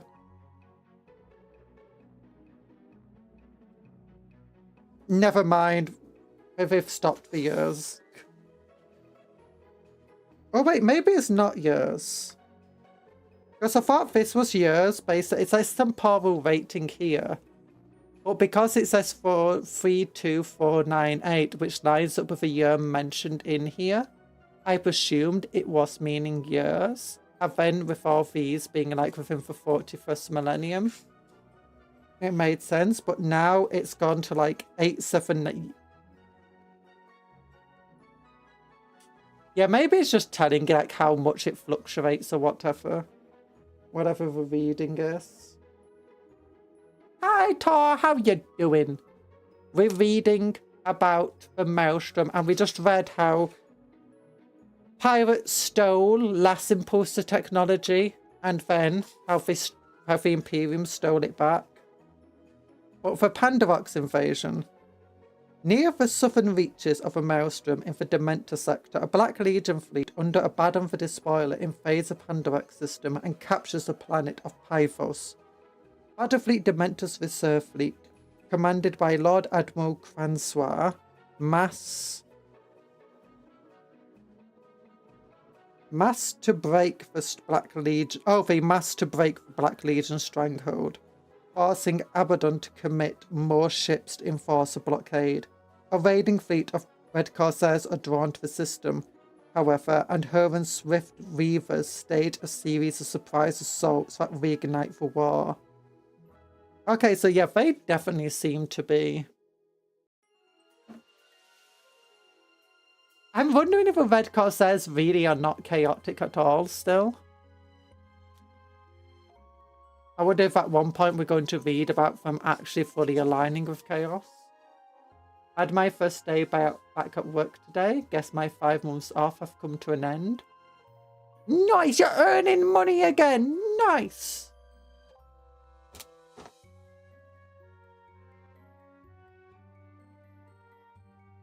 Neither southern...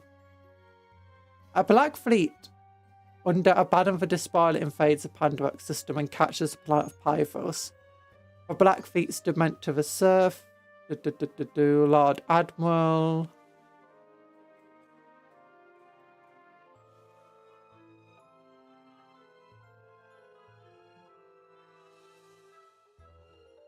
Black Fleet Dementor's Reserve Fleet, commanded by Lord Admiral Cransoir, massed to break the Black Legion. Oh, Battle Fleet. Battle Fleet Dementor. So that's an Imperial Battle Fleet. Okay. Assault on Optera. The Red Corsairs Thunderhawk gunship Void Reaper appears amidst the vanguard of the attack on the Optera Void Station. Once named Scion of Prandium, it belonged to the Nova Marines, from whom it was captured during the Badab Uprising. Until its reappearance, it was thought destroyed by ground-to-orbit weapon fire during its attack on the Priory of the Order of Precious Blood. Ooh. Taming of a Wolf. Huron Blackheart stages a counter-assault upon Nexus, a world defended by the Deathhawks and Space Wolves. During the engagement, a series of Red Corsair Strike's forces managed to board, disable and capture the Space Wolf strike cruiser Wolf of Fenris. Numerous Sons of Wolves die, betrayed by some of their number, who go on to swear fealty to Huron and become the Red Wolves. Oh, no wonder the Red Corsairs have fur capes and stuff. Yeah, this is not the first time he's smashed up the Space Wolves, is it?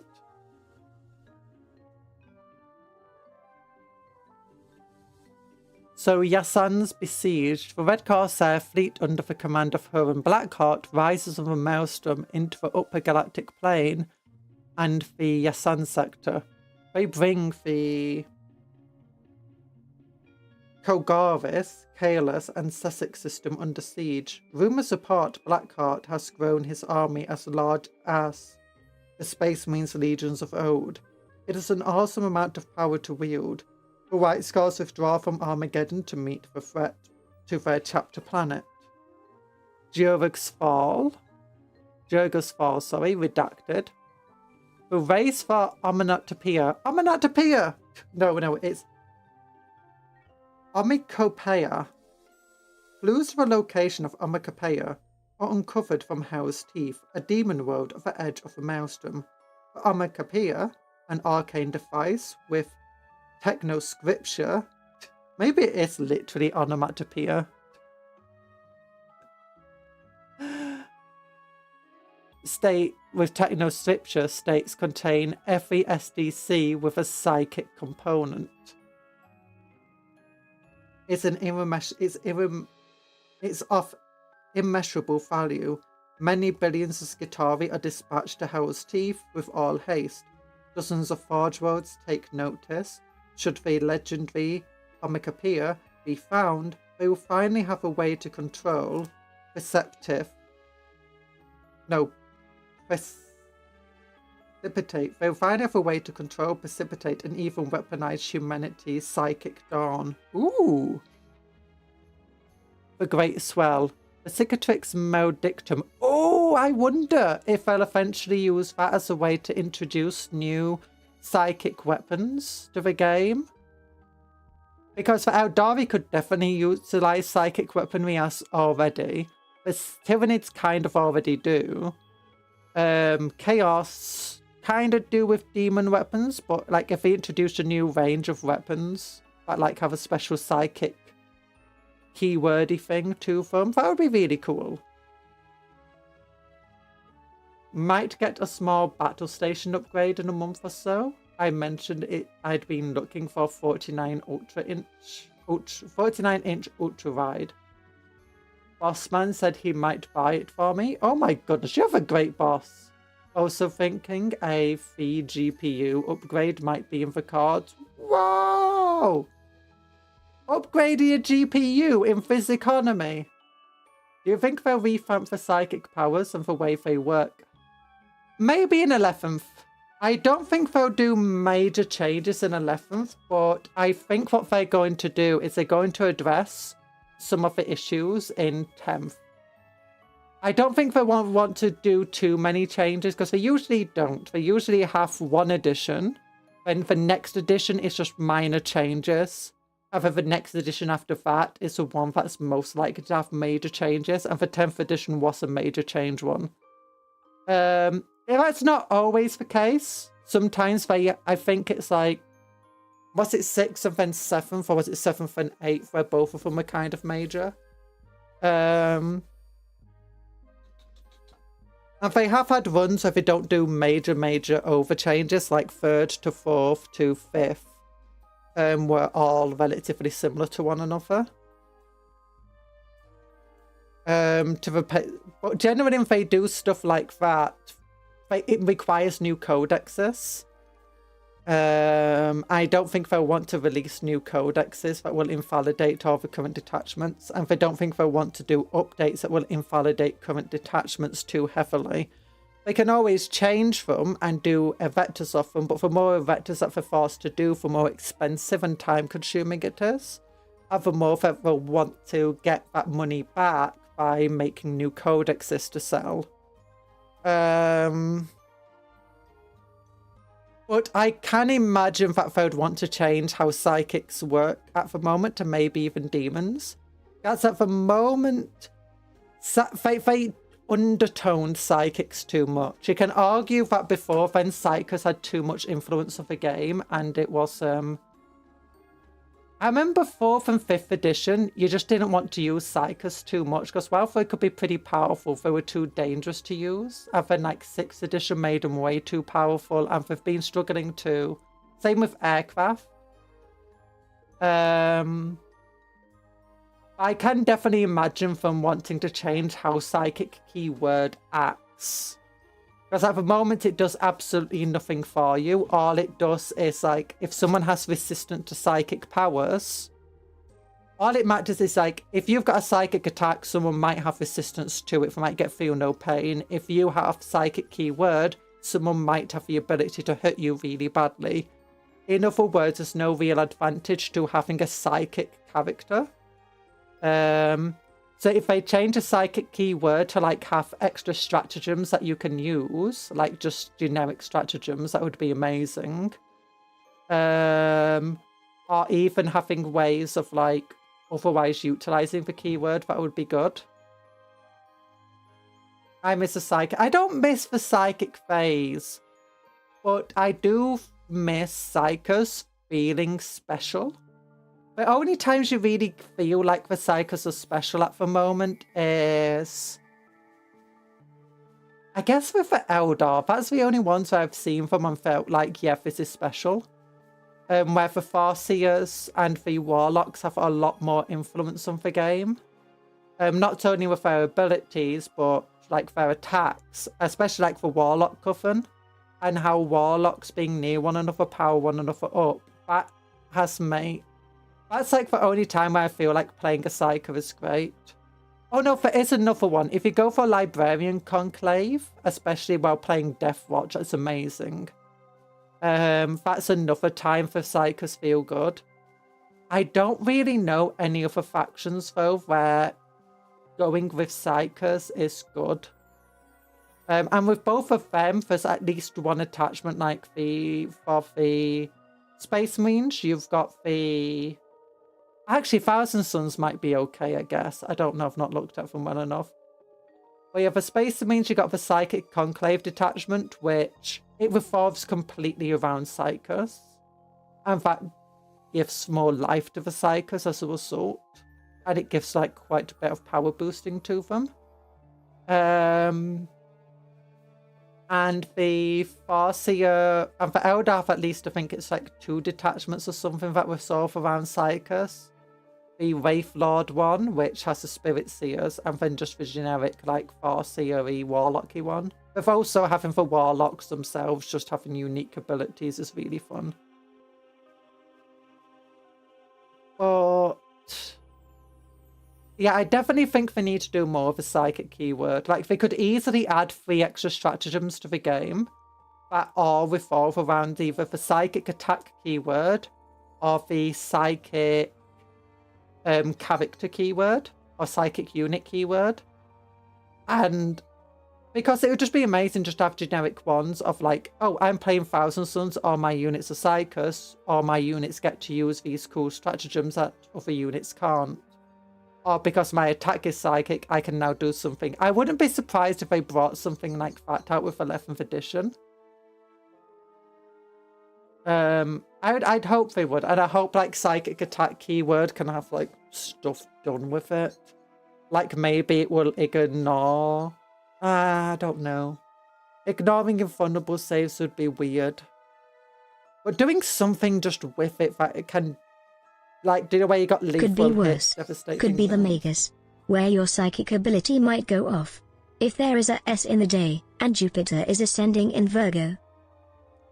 Yeah, I mean, I wouldn't say that is a kind of silly psychic stuff that's fun. That made it fun originally, but you didn't want to take Psychers because... If Jupiter is ascending in Virgo, it's good for you, but then if Mars is in the way, you explode and take half the army with you. Old-fashioned Psycho way. It could also be fun if they add in like maybe like a generic weapon. Like all units with like the psychic keyword can actually, one thing I would absolutely love is if units of a psychic keyword gain... They already do it quite a bit, where you gain like a 4+, feel no pain against psychic attacks. But if they just like all units of a psychic keyword just automatically had some sort of aura or stratagem that effectively gave them that way to, you know, counter enemy psychic attacks.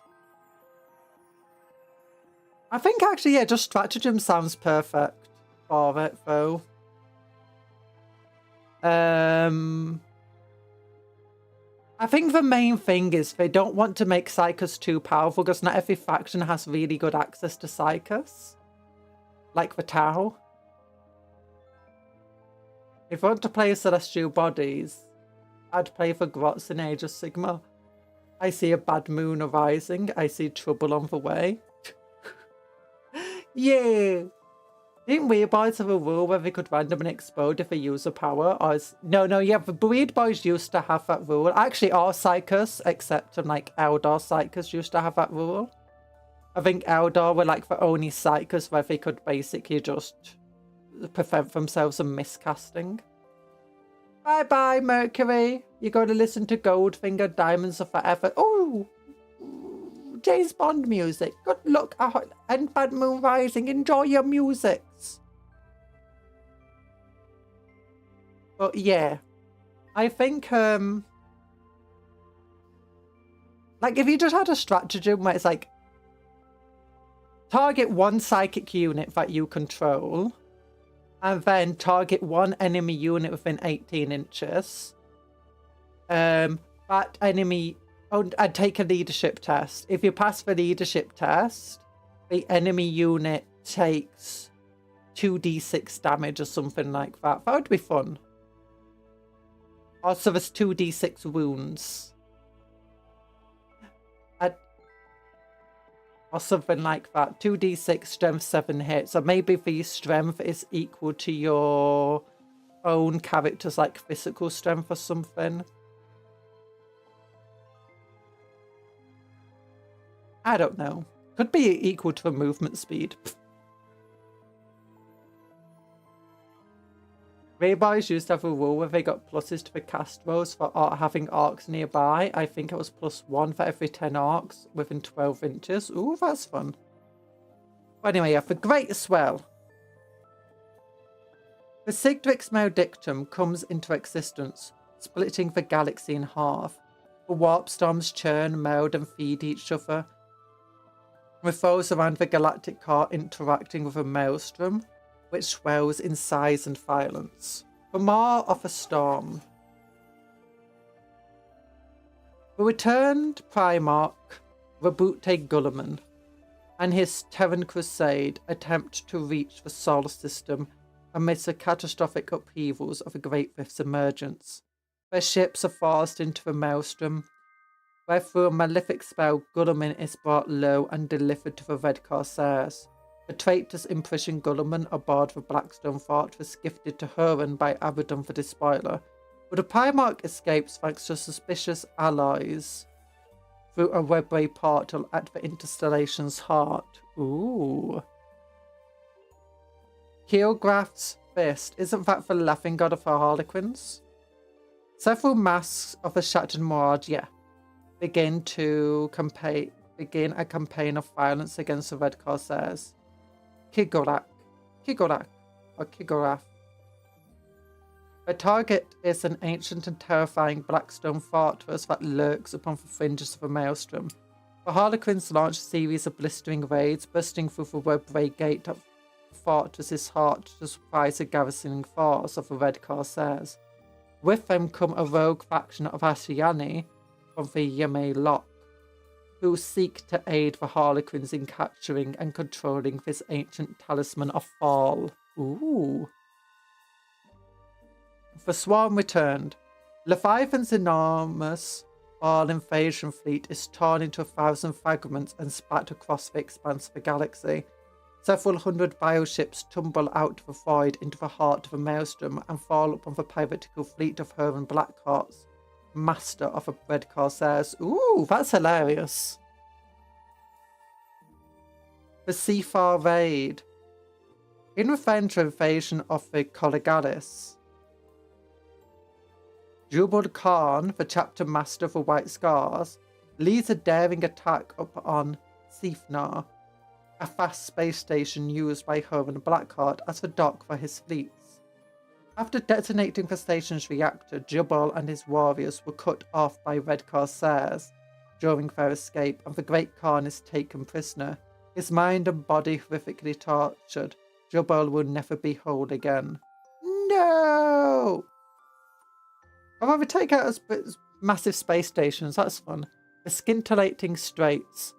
As Imperial fleets try desperately to pass between warp storms within the Maelstrom and the planet of the Sorceress, they are riven by strands of astral fire woven by the cult of magic. Road to Riser. Riser!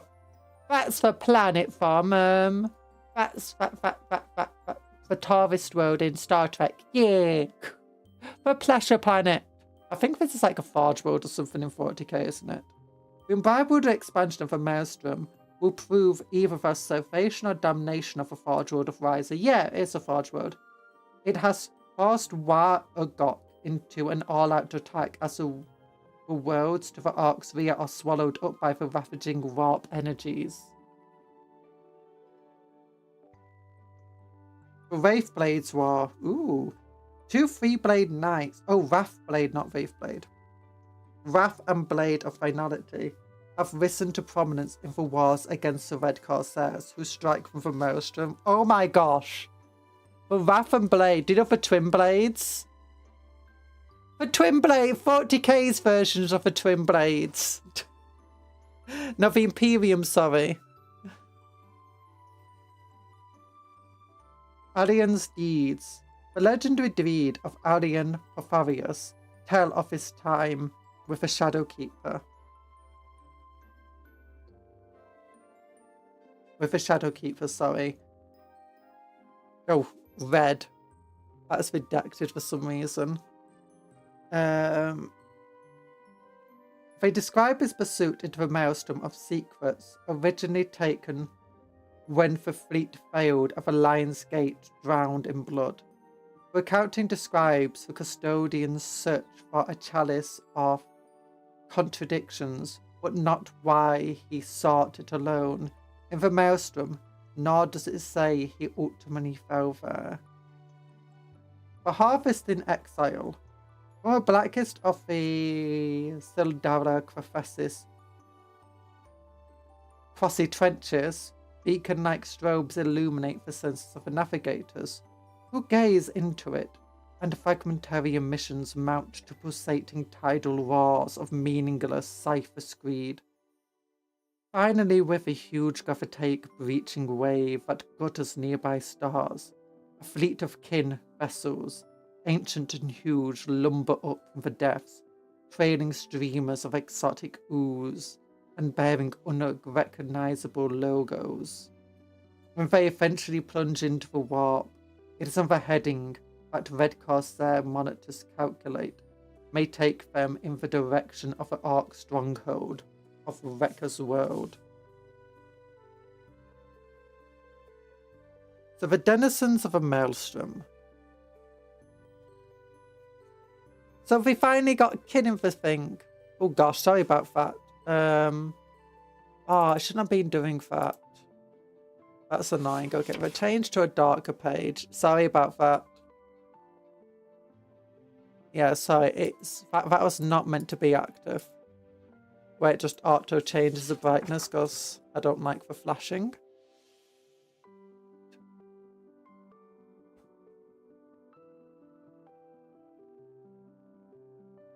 Let's just add a bit more darkness to here.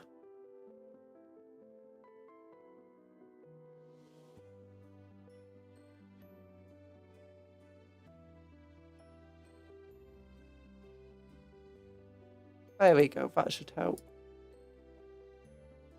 A nest of malignancy. Countless bands of heretics, xenos, and mutants occupy the maelstrom. Many remain small enough to evade retribution of their raids, but without the strength to challenge any of the maelstrom's great war bands. The true powers of those who establish a survivable foothold, expanding their reach through captured ships and their numbers by absorbing smaller warbands or leveraging their growing reputations to attract the ambitious. The denizens of Maelstrom endure desperate lives of survival, piracy, and murder in the hellish mire. Existence is a constant struggle. Edible food, breathable air, and energy sources to support technology are scarce. The perpetual threat of raids by vicious rivals of a twisting of reality wear away at sanity. The taint of a warp brings physical transmutation and spiritual trauma. Most that flee into the maelstrom do not live long enough to learn how to survive there. Yet there are often others who thrive in such conditions.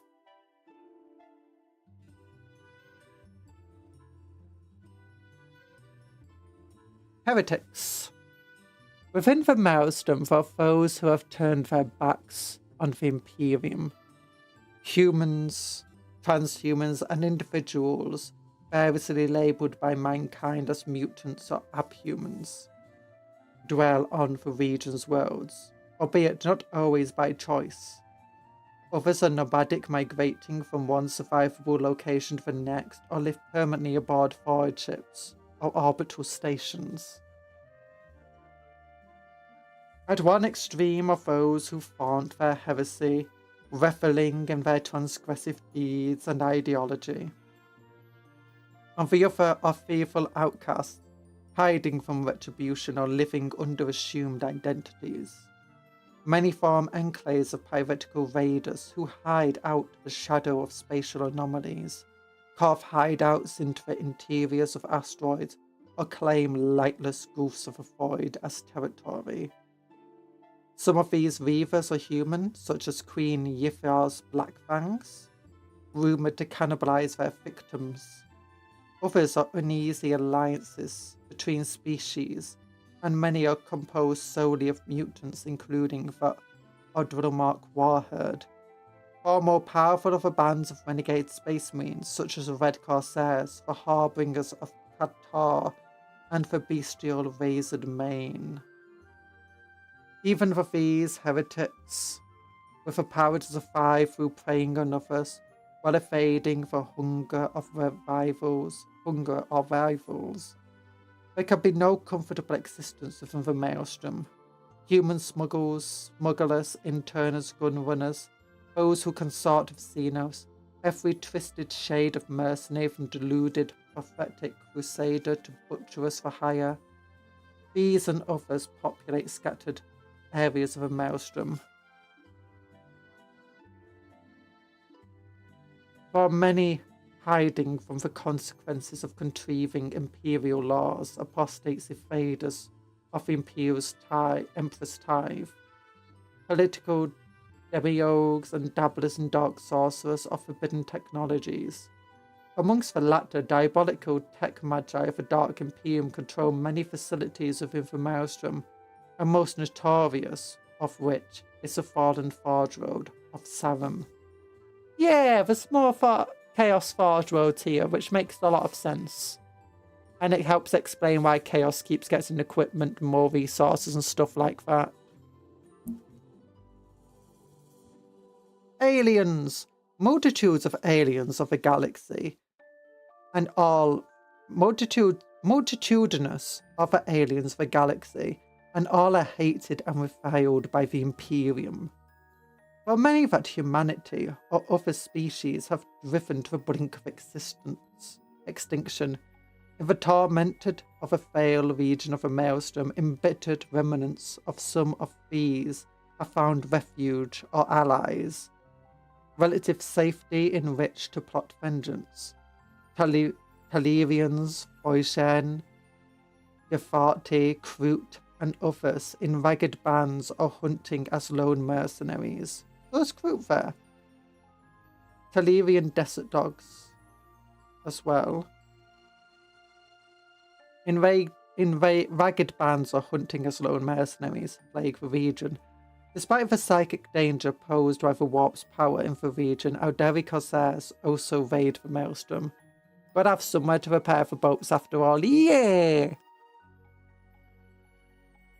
Far more numerous are those who purposely inhabit the Maelstrom, either to reap preferred harvests or as a base from which to launch assaults on sectors beyond it.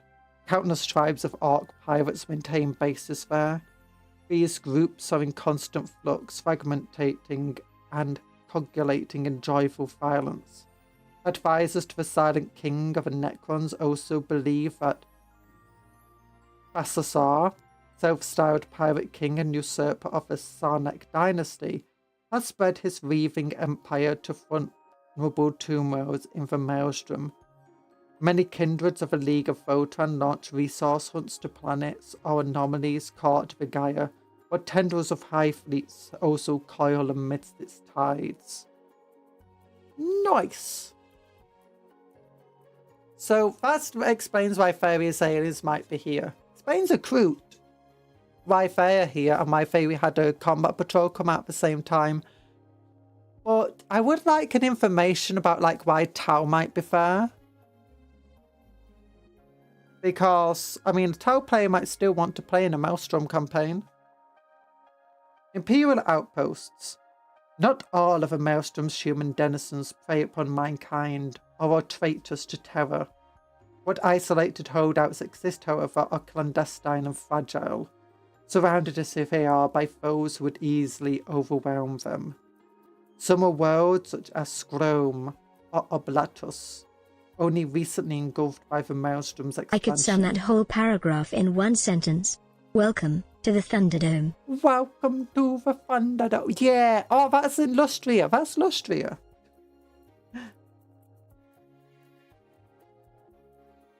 Only recently engulfed by the Maelstrom's expansion and yet to attract the attention of raiders. Well-guarded inquisitorial black sites, amongst which is a no bastion, and shrouded fortresses of a death watch. Other secretive installations are staffed by foes who do not see themselves as heretics, but who nonetheless hide their activities. A demonic threat. As an interstice between the between the real space and the rolling Imperium, the Maelstrom is saturated with warp energy. It is not evenly distributed, nor does it conform to any known currents. Nothing of a warp heeds any sane laws.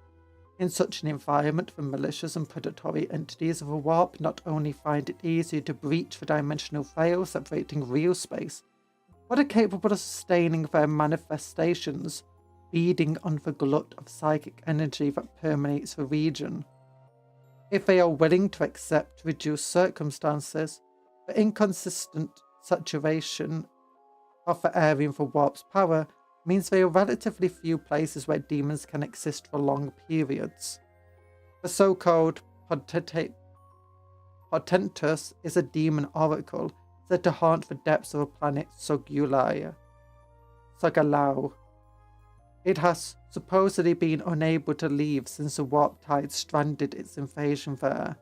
Ever since, it has subsisted on the soul fragments of its former demonic siblings, and by bartering knowledge to mortals in return for slivers of power that may allow it to escape. Ooh. This is what really hides inside of Maelstrom. It's Lustria on the top rope to the steel chair. It's true. Already spoils of Maelstrom learn many a rogue to piracy. Those who seek to survive soon learn their place. Scaffeth, Marankar, Herald of the Urakal.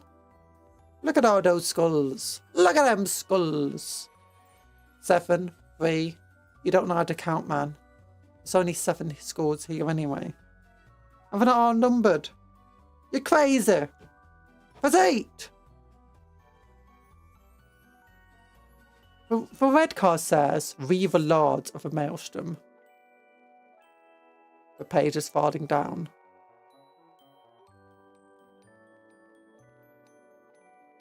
There we go. Skulls of a skull belt. Skulls of a skull shoulder. Heretical raiders are powerful forward fleets of red corsairs, a huge force of renegade space marines who favour lightning-fast strikes over protracted campaigns. These nihilistic plunderers specialise in boarding actions, teleporting assaults, and high-speed spearheads. And notoriety have spread far beyond the Maelstrom. In that twisted region, they have flourished as vanishing few have, rising to power from their origins as embittered exiles. The red corsairs were born for the horrors and devastation of the Badabuars. They were survivors who fled imperial vengeance, remnants of Luchthoren's astral claws and scattered renegades who had followed him into heresy. They fought to survive amidst imperic anomalies and demon worlds, stamping their dominance over pirate bands ill-equipped to withstand their assault. Their bitterness against mankind deepened, and they became the Red Corsairs, naming themselves for a bloody hue they used to deface their former heraldries. Within the Maelstrom and under the tyrannical rule of a resurrected Huron Blackheart, they have grown far stronger the years since. Oops, was text here I missed. The call for Red Corsair. I thought it started weird going straight from this into an and. The call for Red Corsairs to be a warband is neither true threat they pose, where small groups of Chaos Space Marines have the power to overwhelm well-armoured warships. The Red Corsairs have strength, coordination, and influence to set entire subsectors ablaze. They are Reavers of exceptional power whose infamy and variety have spread far beyond the Maelstrom. Nice. With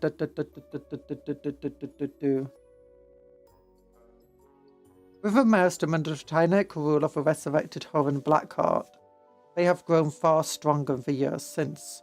Renegades originally hailing from the denizens of the Rise Low chapters have been drawn, consciously or otherwise, into a Maelstrom, many swear allegiance to the Red Corsairs. There have also been warriors of the ancient traitor legions who have abandoned their former brotherhoods and joined the Blackheart's vicious raiders.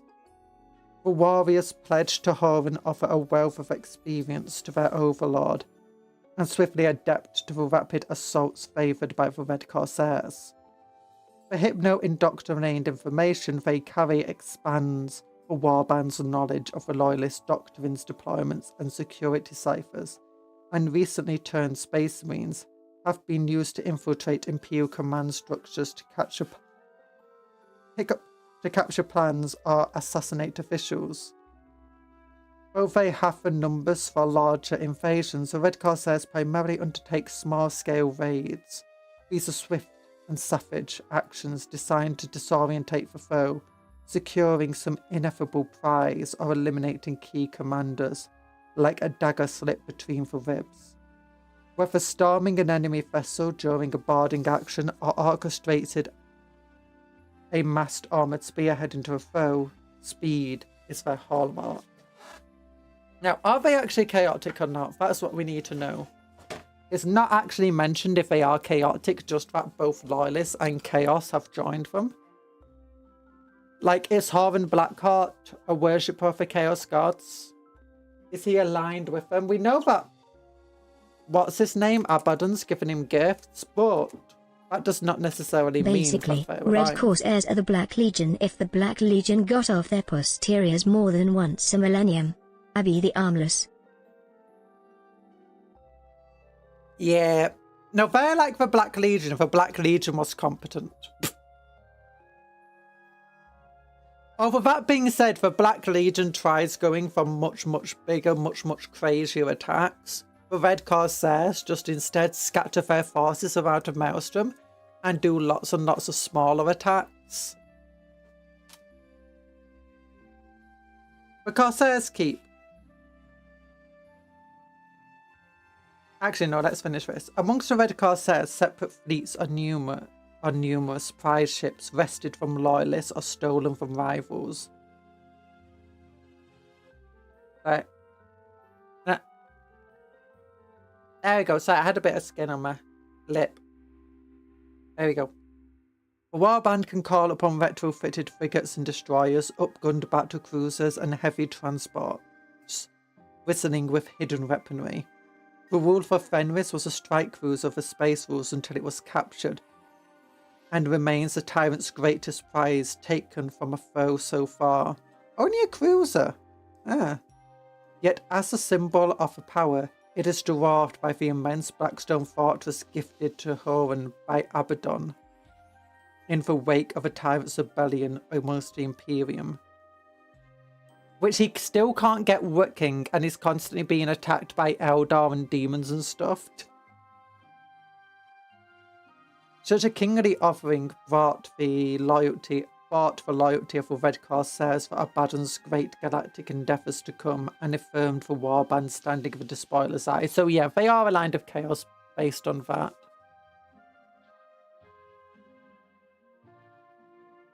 So the Corsairs keep the Blackstone Fortress gifted to Horan by Abaddon for the spoiler. It's an enormous star bastion of incalculable age and potential power. Its innards comprise a labyrinth of corridors and chambers, a fraction of which has been mapped and whose layout is subjected to seemingly random change. Some of its geometric halls are arrayed with spire-like towers along their length, all dropping away into yawning caverns lit with rivulets of energy. Others are narrow and winding, their twisting floors covered with millennia of debris, indecipherable control panels line the floors and walls, and alongside are remnants of many who ventured inside or were brought within against their will. But the Red Corsairs nominally control this edifice, the structure's size, complexity, and eldritch paths harbour many other entities. Some appear native to the station, their form imitating the angular structure. Others are Xenos from far-flung corners of the galaxy, or demonic servants of the dark gods. Ooh, so yeah, they really do not control that thing. Abaddon just gave him this rust bucket that was causing him any sort. It was costing him so much resources to keep running. He's like, I need to get rid of this. Hey, Red Corsairs, here's a gift. And Red Corsairs were like, oh my gosh, thanks. And then they're like, oh, we better take this to a mechanic. And the mechanic just gave him a bill, said we can't fix it, and this is a bill for consulting me. I mean, a Strike Consuls is a very nasty ship if you're in a hit-and-run game. They are fast and absurdly well armed and armoured for their size. They look at the armoured triangle and say yes to all. I guess so. I mean, still, a strike cruiser being your greatest prize for, you know, a Legion-sized Chaos Space Marine force is a bit meh. I guess it was a Space Wolf one, which gives it, like, extra meaning, I guess. I guess it's a greatest prize in a sort of, oh, what's the word? Sentimental way. The need to reave. The need to reave. Need for speed. Energy, material, gene seed, munitions, captives, and many more resources are constantly sought by Horan's warbands. As much as any other, the Red Corsairs need ships. Without their fleets, they could not rule the realm within the Gaia. Raid enemy warbands, explore the region's darkened reaches, and uncover resources or hidden treasures. The Red Corsairs prioritize vessels capable of interstellar travel through the warp and the crews to operate them. Their ships give them power in fleet engagements that the few loyalist chapters possess. The ancient vessels of the Astral Claws form the core of many of their flotilla, but most of their other ships are small merchantmen that have been refitted to makeshift warships. Many carry concealed weapon parts, hidden launch bays, and cannibalized defense systems. By transmitting stolen access codes or forcing captors to broadcast entry keys, such innocuous vessels are used to approach play feats or planetary defenses. With their numerous fleets, the Red Corsairs have an advantage over many of the Maelstrom's other denizens, who often possess only small ragtag squadrons, or may instead have no ships by which to leave their planets and hunt elsewhere. Horan's warriors use their mobility in the void to hunt down and seize other resources needed for survival. Caches of weapons and ammunition, fuel, energy, and technology are vital to power future raids, or as resources for bartering. Knowledge and expertise are also needed, especially experienced naval crews of the mutant scions of the navigators' houses, making Imperial warships prime targets. To guarantee their future, the Red Corsairs also need stockpiles of gene seed. Ooh! I just realised something.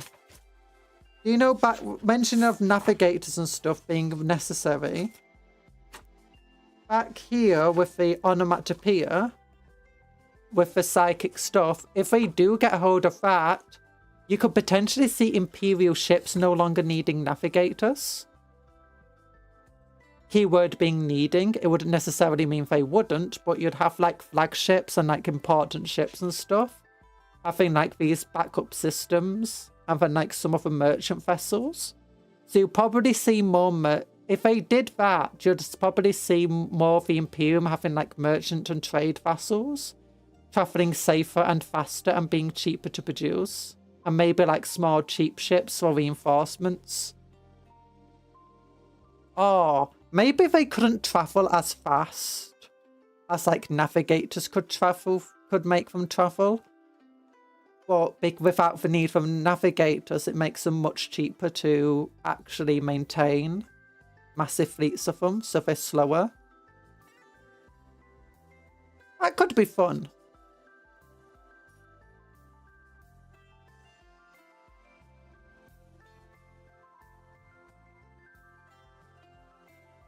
Yeah. To also guarantee their future, the Red Corsairs also need stockpiles of Gene Seed. We've Captains and Raiders. Could you imagine if they stole Gene Seed for like Black Templars as one of the other crazy loyalist chapters? And they made a whole bunch new of, traitor Space Marines? But the Gene Seed somehow like turned them into like loyalists. And then you end up having like this weaving raw band that like split from the Red Corsairs and is just dedicated to slaughtering the Red Corsairs or hunting them. That would be a funny thing.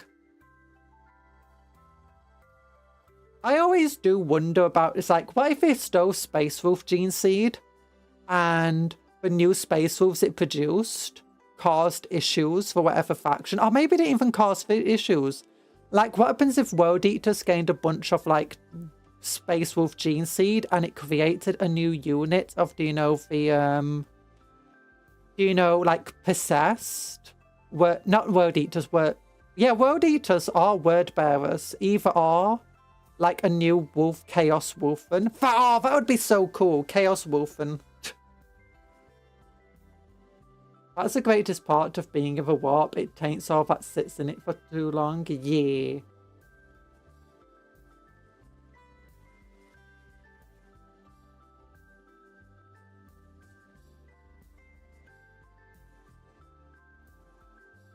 Oh gosh. Commanding the Red Corsairs, often disaffected bands of renegades, are Horan's piratical underlings. Amongst the most successful are Blackheart's Reef captains. These marauders have varied origins, but all have instincts for coordinating lucrative raids and surviving the ambitions of their lessers. The Reeve captains are masters of ambush and rapid strikes. They excel in outflanking strategies, feinting withdrawals, and multi-front assaults that split their foes and force them to deal with attacks from unexpected sources. Utterly without mercy, they will sacrifice warriors under their command. If they calculate, it will result in a great haul of plunder. Many Reeve captains rise to lead entire war bands of Red Corsairs, effectively as client warlords under Horan's banners. Oh, that's fun. Amongst the Red Corsairs' battle brothers are those who have thrived by adapting their ingrained killing skills, unaliving skills to the art of a raid. Well, I'll just complete the art of a raid, yeah. These are the raiders. These are the raiders, the elite of Blackheart's operations. Raiders are obsessed with claiming plunder and evisceration of any who seek to bar them from their prize. They're impatient and aggressive, roving ahead of their fellow Red Corsairs to be the first to seize the loot. They brandish arrays of weapons. They have earned us boons from their lords, or have torn from their victims' dead grasps. Armed and equipped with a motley of blades, firearms, and grenades, gangs of raiders frequently surge off without support, arrogant and selfish enough to seek their own pickings. Like, they've really been looking up like pirate thesaurus for some of these words. Where it suits them, raiders will stick to the Locanius scheme of their warband's commander. They will invite their own mission, however, should they sense the opportunity, and few other Red Corsairs are willing to follow them in the hope of freely sharing the spoils. Renegade survival. Are those Ultramarines? They might not be. No, they are Ultramarines. Unless it's a different type of like successor because it got the Ultramarine new with a skull in it. Renegade survival. With each new millennium, disillusioned or power-hungry battle brothers defect, just as Herman did from the Imperium service. Few even amongst the Inquisition have any idea of the scale of the rod. In severing such ties, renegades must endure a far meaner existence. 10,000 years ago, when the heretics of the traitor legions were thrown back from the Emperor's gates and fled to the Eye of Terror, many could still count themselves part of an enormous engine of war.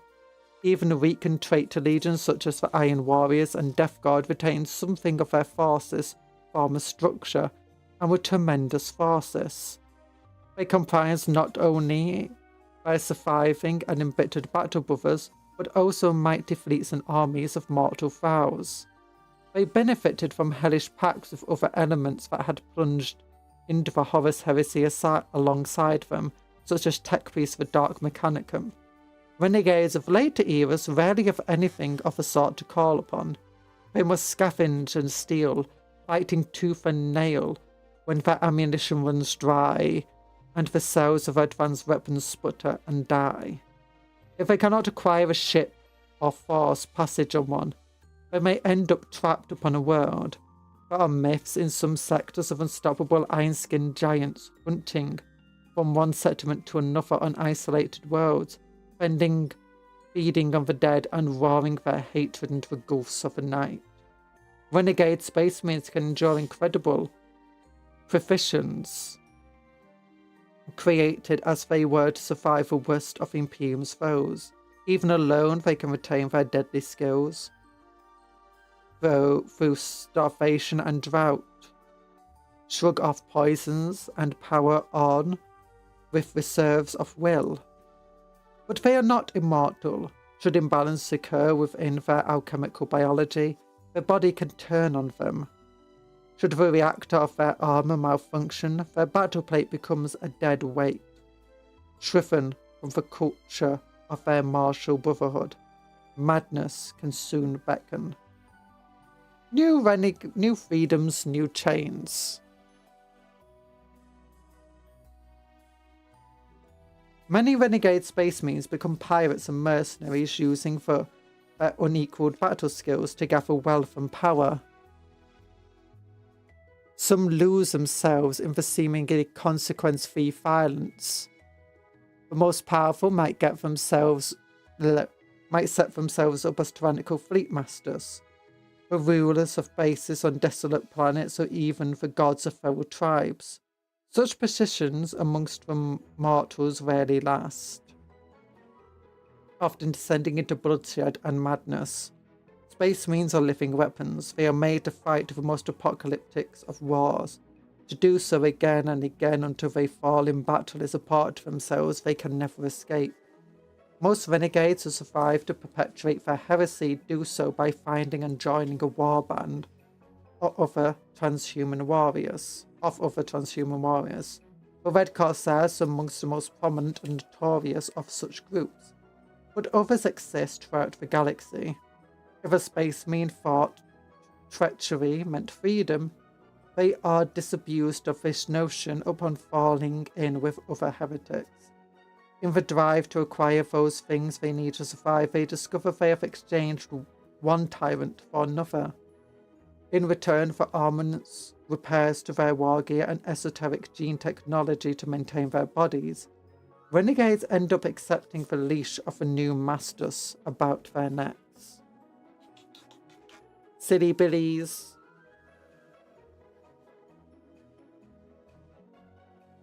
Oh. Also, I'm getting weird notifications.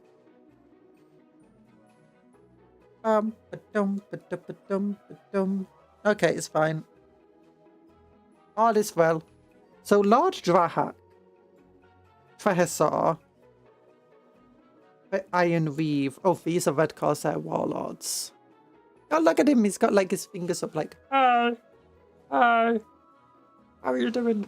How are you doing? Ah. Do you think he's lost these two thingies?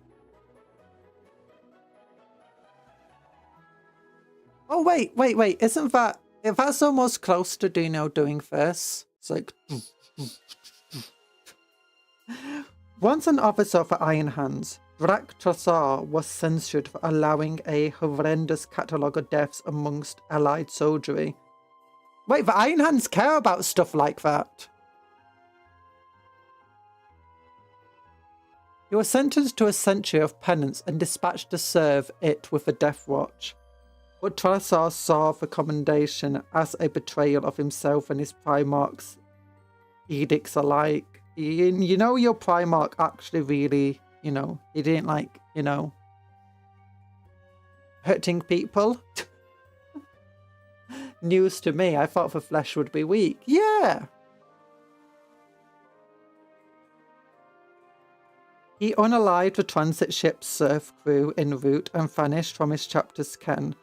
In the years since, Trassar's bitterness over his treatment has only grown. He despises mortal humanity as a flawed prototype, hating it for what he sees as vaunting frailty.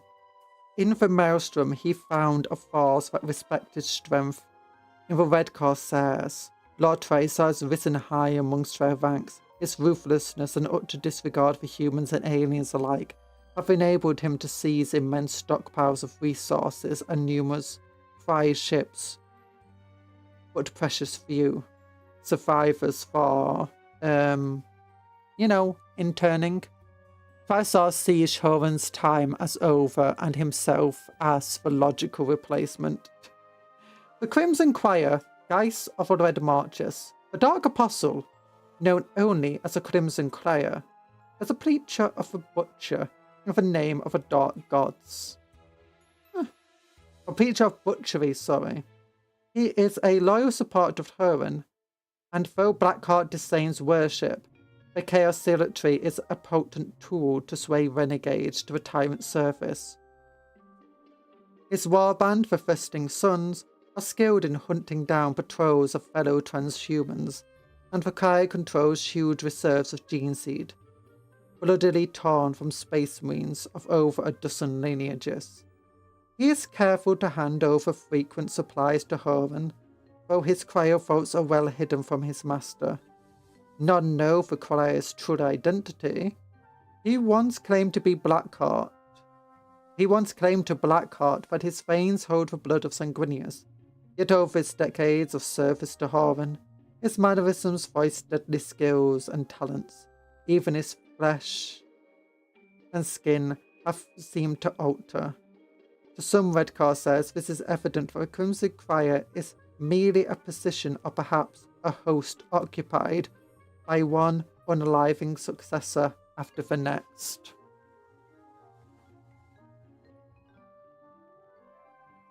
Oh, another person.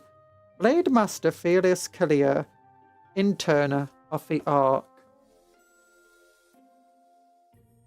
Felius Kalia is a vicious reaver and deadly exponent of ship-to-ship fighting. When one of the dread Arks of Omen and its attendant battle fleet strayed into the Maelstrom, it was Creel who masterminded its capture. He now rules the gigantic vessel, renamed Undermar, using it as a mobile base to board and capture more luckless vessels. What has remained of his former Spacehook's battle fleet have mostly fragmented, some retained by Creel, with other survivors gifted to ambitious lieutenants of Horan himself. So I need to like blink. My eyes are just deaded.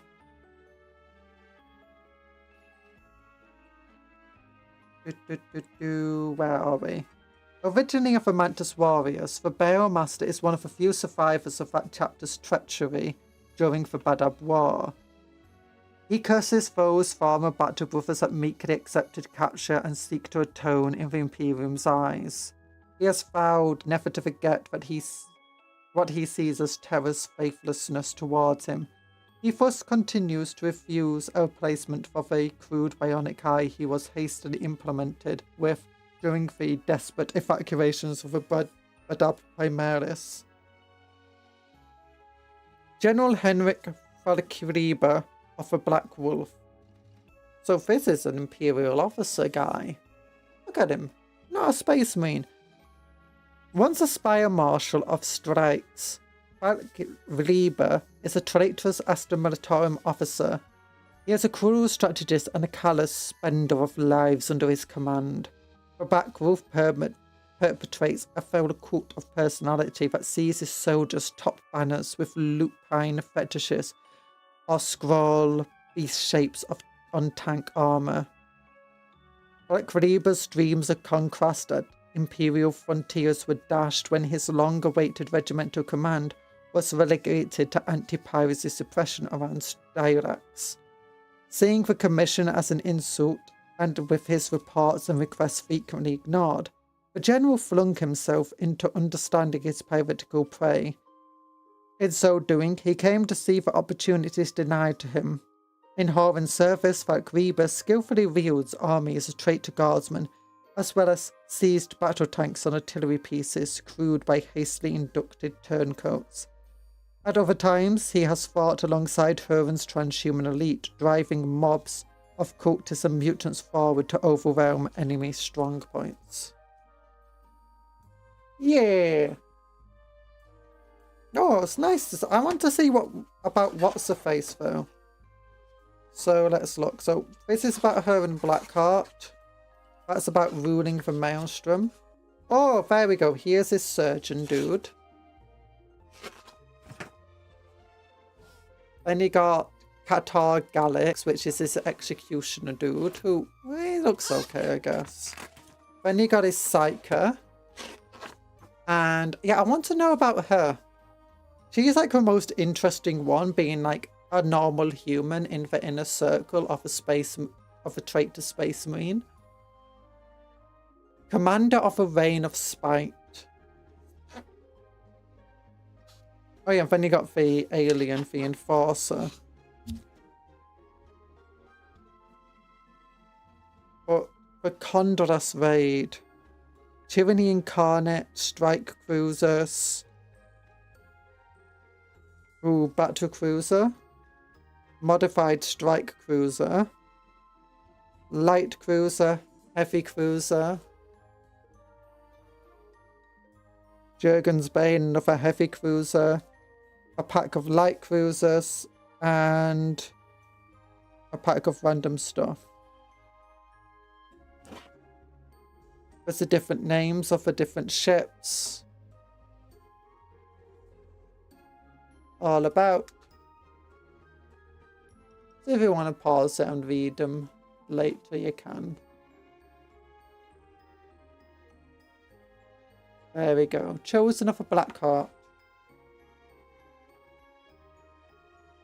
But yeah, we'll read this bit and then I think we'll be out of time. So the Condorus raid was one of a number of coordinated strikes by Horan Blackheart against Ark pirates under the notorious Admiral Sunsmasher. While similar feats serving Blackheart struck at Sunsmasher's far-flung void workshops, Horan personally led a flotilla to break open a cache of hoarded lost loot at the heart of a fortified astrodial layer. The Red Corsair's command structure was typically of a heretic's larger multi-warband raids, ruling from the Bridge of Tyranny Incarnate. His flagship for the raid, Horan exerted the Bridge of the Tyranny Incarnate. Horan exerted direct mastery over the raid's three most powerful contingents, as well as the use warbands granted the prestige of striking from his vessel. Each of the other contingents were embarked on the capital tonnage warships commanded by one of Horan's senior champions. Their master Anacrad the Flayer, Vitalas Mange, and Necro Keelbreaker ruled their own tallies of warbands, and their vessels carried landing barges, drop pods, and gunships to deliver transhuman heretics, war engines, and mortal fowls into Ark positions. Keelbreaker had been granted opportunity to prove his ability over command over the reckless Sorfak Faithslayer. Sorfak in turn had pledged the service of his predatory hunter squadrons, the Crimson Reeve Pack, whose lesser warlords were eager to impress Blackheart and achieve power independent of Sorfak. The wider quadrant scavengers, meanwhile, were nominally under no one's rule, individual warbands with stolen ships. Their permitted participation at the raid's fringes was like that of hyenas alongside large predators, and afterwards they would owe Heron. What the heck? The squadron also right has Falchions and Cobra Viper. Ooh. That's interesting. But yeah, this sounds like they are very chaotic and like it's prone to descend upon itself in competition and violence. But yeah, how much did we actually read today? I guess about a third of it. Almost all of it was about either the Maelstrom itself or Heron. Let's look. When does it start on the Eldari? So finally finish and get onto the Eldari here. And it will finish talking about the Eldari here.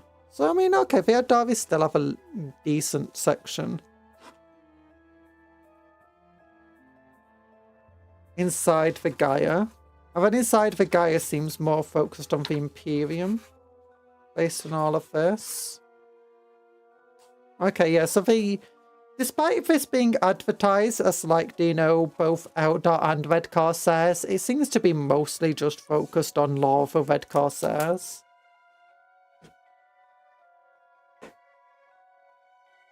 But there we go. It's 7:15 now, and unfortunately, all that talking, all that reading has worn my throat a little bit, and my eyes. Oh my goodness.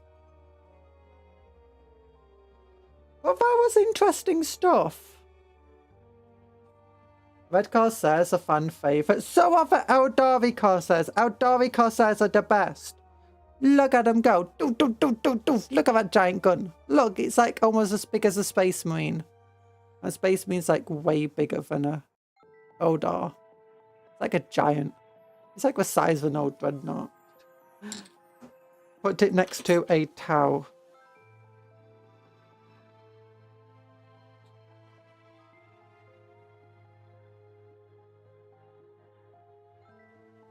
Doing that tower short of an Eldar. In theory, there should be tower shorter than humans, which are shorter than Eldar. Like, oh my gosh, comparing an Eldar to this massive hulk of a dude. Like, that massive hulk of a dude is just like...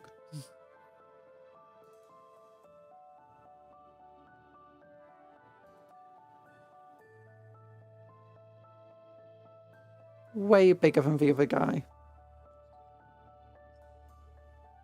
I feel like I need to give him a mini story. Why does the Elder rifle remind me of a Warplock Desail? It's because this is a splinter rifle from the Eldari Corsairs rather than the actual gun the Guardian is meant to have. Where's the...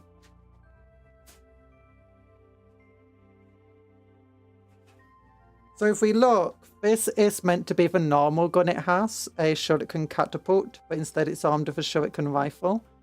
So you can see it's like massive size difference here.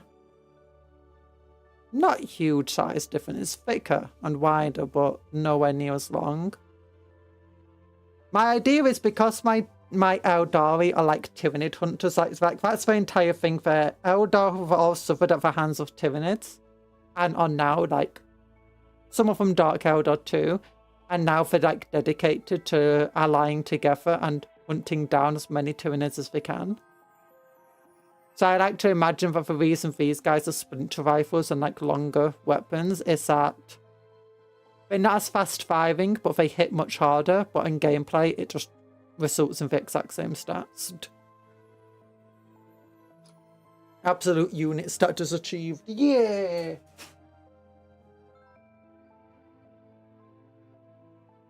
Also, look at this weapon platform. It's about to evaporate the vehicle. Actually, they can't evaporate vehicles anymore. I used to be able to evaporate vehicles. You'd like, roll 1 dice, hit. Roll 1 dice, I got a 6. Roll another dice, I got a 5. Ha! Your vehicle got blown to pieces. No survivors. That's not how it works now. If you roll as well as you can, you do like 7 damage. But it's like not enough to take out almost any vehicle in the game. Not by itself anyway, or at least not in a single shot by itself.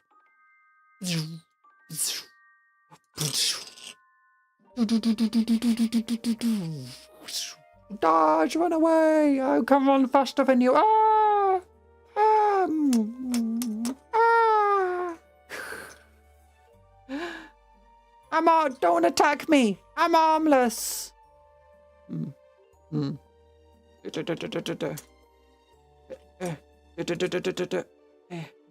No, you're not armless. Oh, I'm not. Thank you. Now you're armless. Oh. Sorry. Oh. It's like, oh, that's right. You are armless. Just give me a moment. Oh, you're not harmless anymore. That means I can attack you. Oh. Just but a scratch. But in a weed fish. Oh gosh. Like I say, I still gotta make these guys. These guys are so annoying to make. The limbs are just so thin and the pieces are so small and the connection points are so like look, the connection point on the little leg face, it's like a little nubbin. It's like a little nubbin inside there. And then the arms are constructed from 3 bits. So you got this arm and then it glues in at the elbow there. And then at the little wrist there. And it's like, oh, it's so small. And then because the connection points are so small, it's not like a very... It's not like a Space Marine where you can put an arm on a Space Marine and then it will pretty much just stay there unless you push it or move it about too much. You can just put it on and it's like, okay, there, it's relatively stable connection while it's drying. These things, you have to put the leg on and then just wait a little bit until it's stable enough where you can actually like very, very gently start moving around the model. Most well-designed Xenos model, G-Dubs was proud of that one. Honestly, they are very good models. They're very good models. With booties, apparently. Like, have you seen them? They got booties. Actually, which one is it that's got the big... That's got, like, the most obvious one? Is it this dude? Super booty. Oh, gosh. Yeah, it's crazy. Beautiful. But yeah, they're very nice models. It's just, like after building so many Space Marines, I'd even like for battle suits and stuff, going to these guys, it's like, it's a bit of a chore. Like they definitely take a lot of time to build.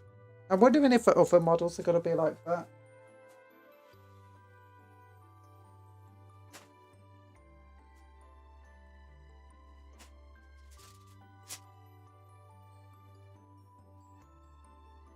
Prince Yo-Yo Sprue is here. Definitely going to have to figure out what I'm going to do with him. So I don't want to build it as Shuriel, I want to build it as like my own dude. We're gonna have to figure something out. I can definitely give him different back banner.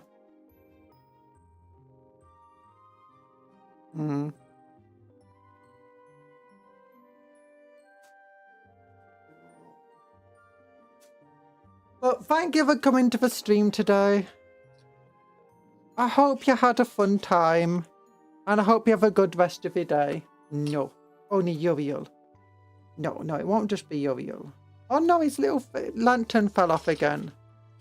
You're meant to keep your lantern on your person. It lights you away in the dark. It lights up when orcs are nearby or something. I don't know. May it guide you in your darkest of times. It's like darkest of time. Is that like is that metaphorical?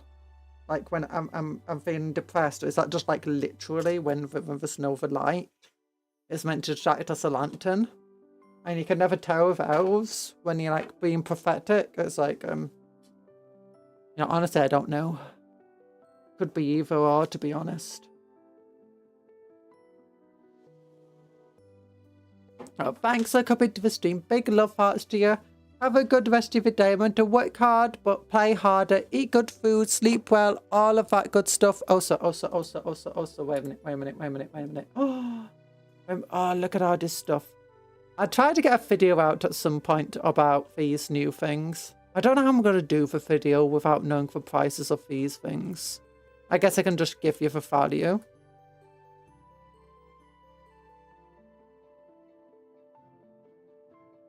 But yeah. Bye-bye. Would you say it's a light in shining darkness? Oh, no. No, not shining darkness. Oh, wait, The Shining, the film. Goodbye, everyone. Have a good rest of your day. All of that good. Don't forget to like the stream if you did enjoy it. I don't know if you enjoyed these reading streams. If there's lots of likes, I'll be sure to do more. If it's not, then maybe not. Bye-bye, everyone. Whee! Ah! Love you all.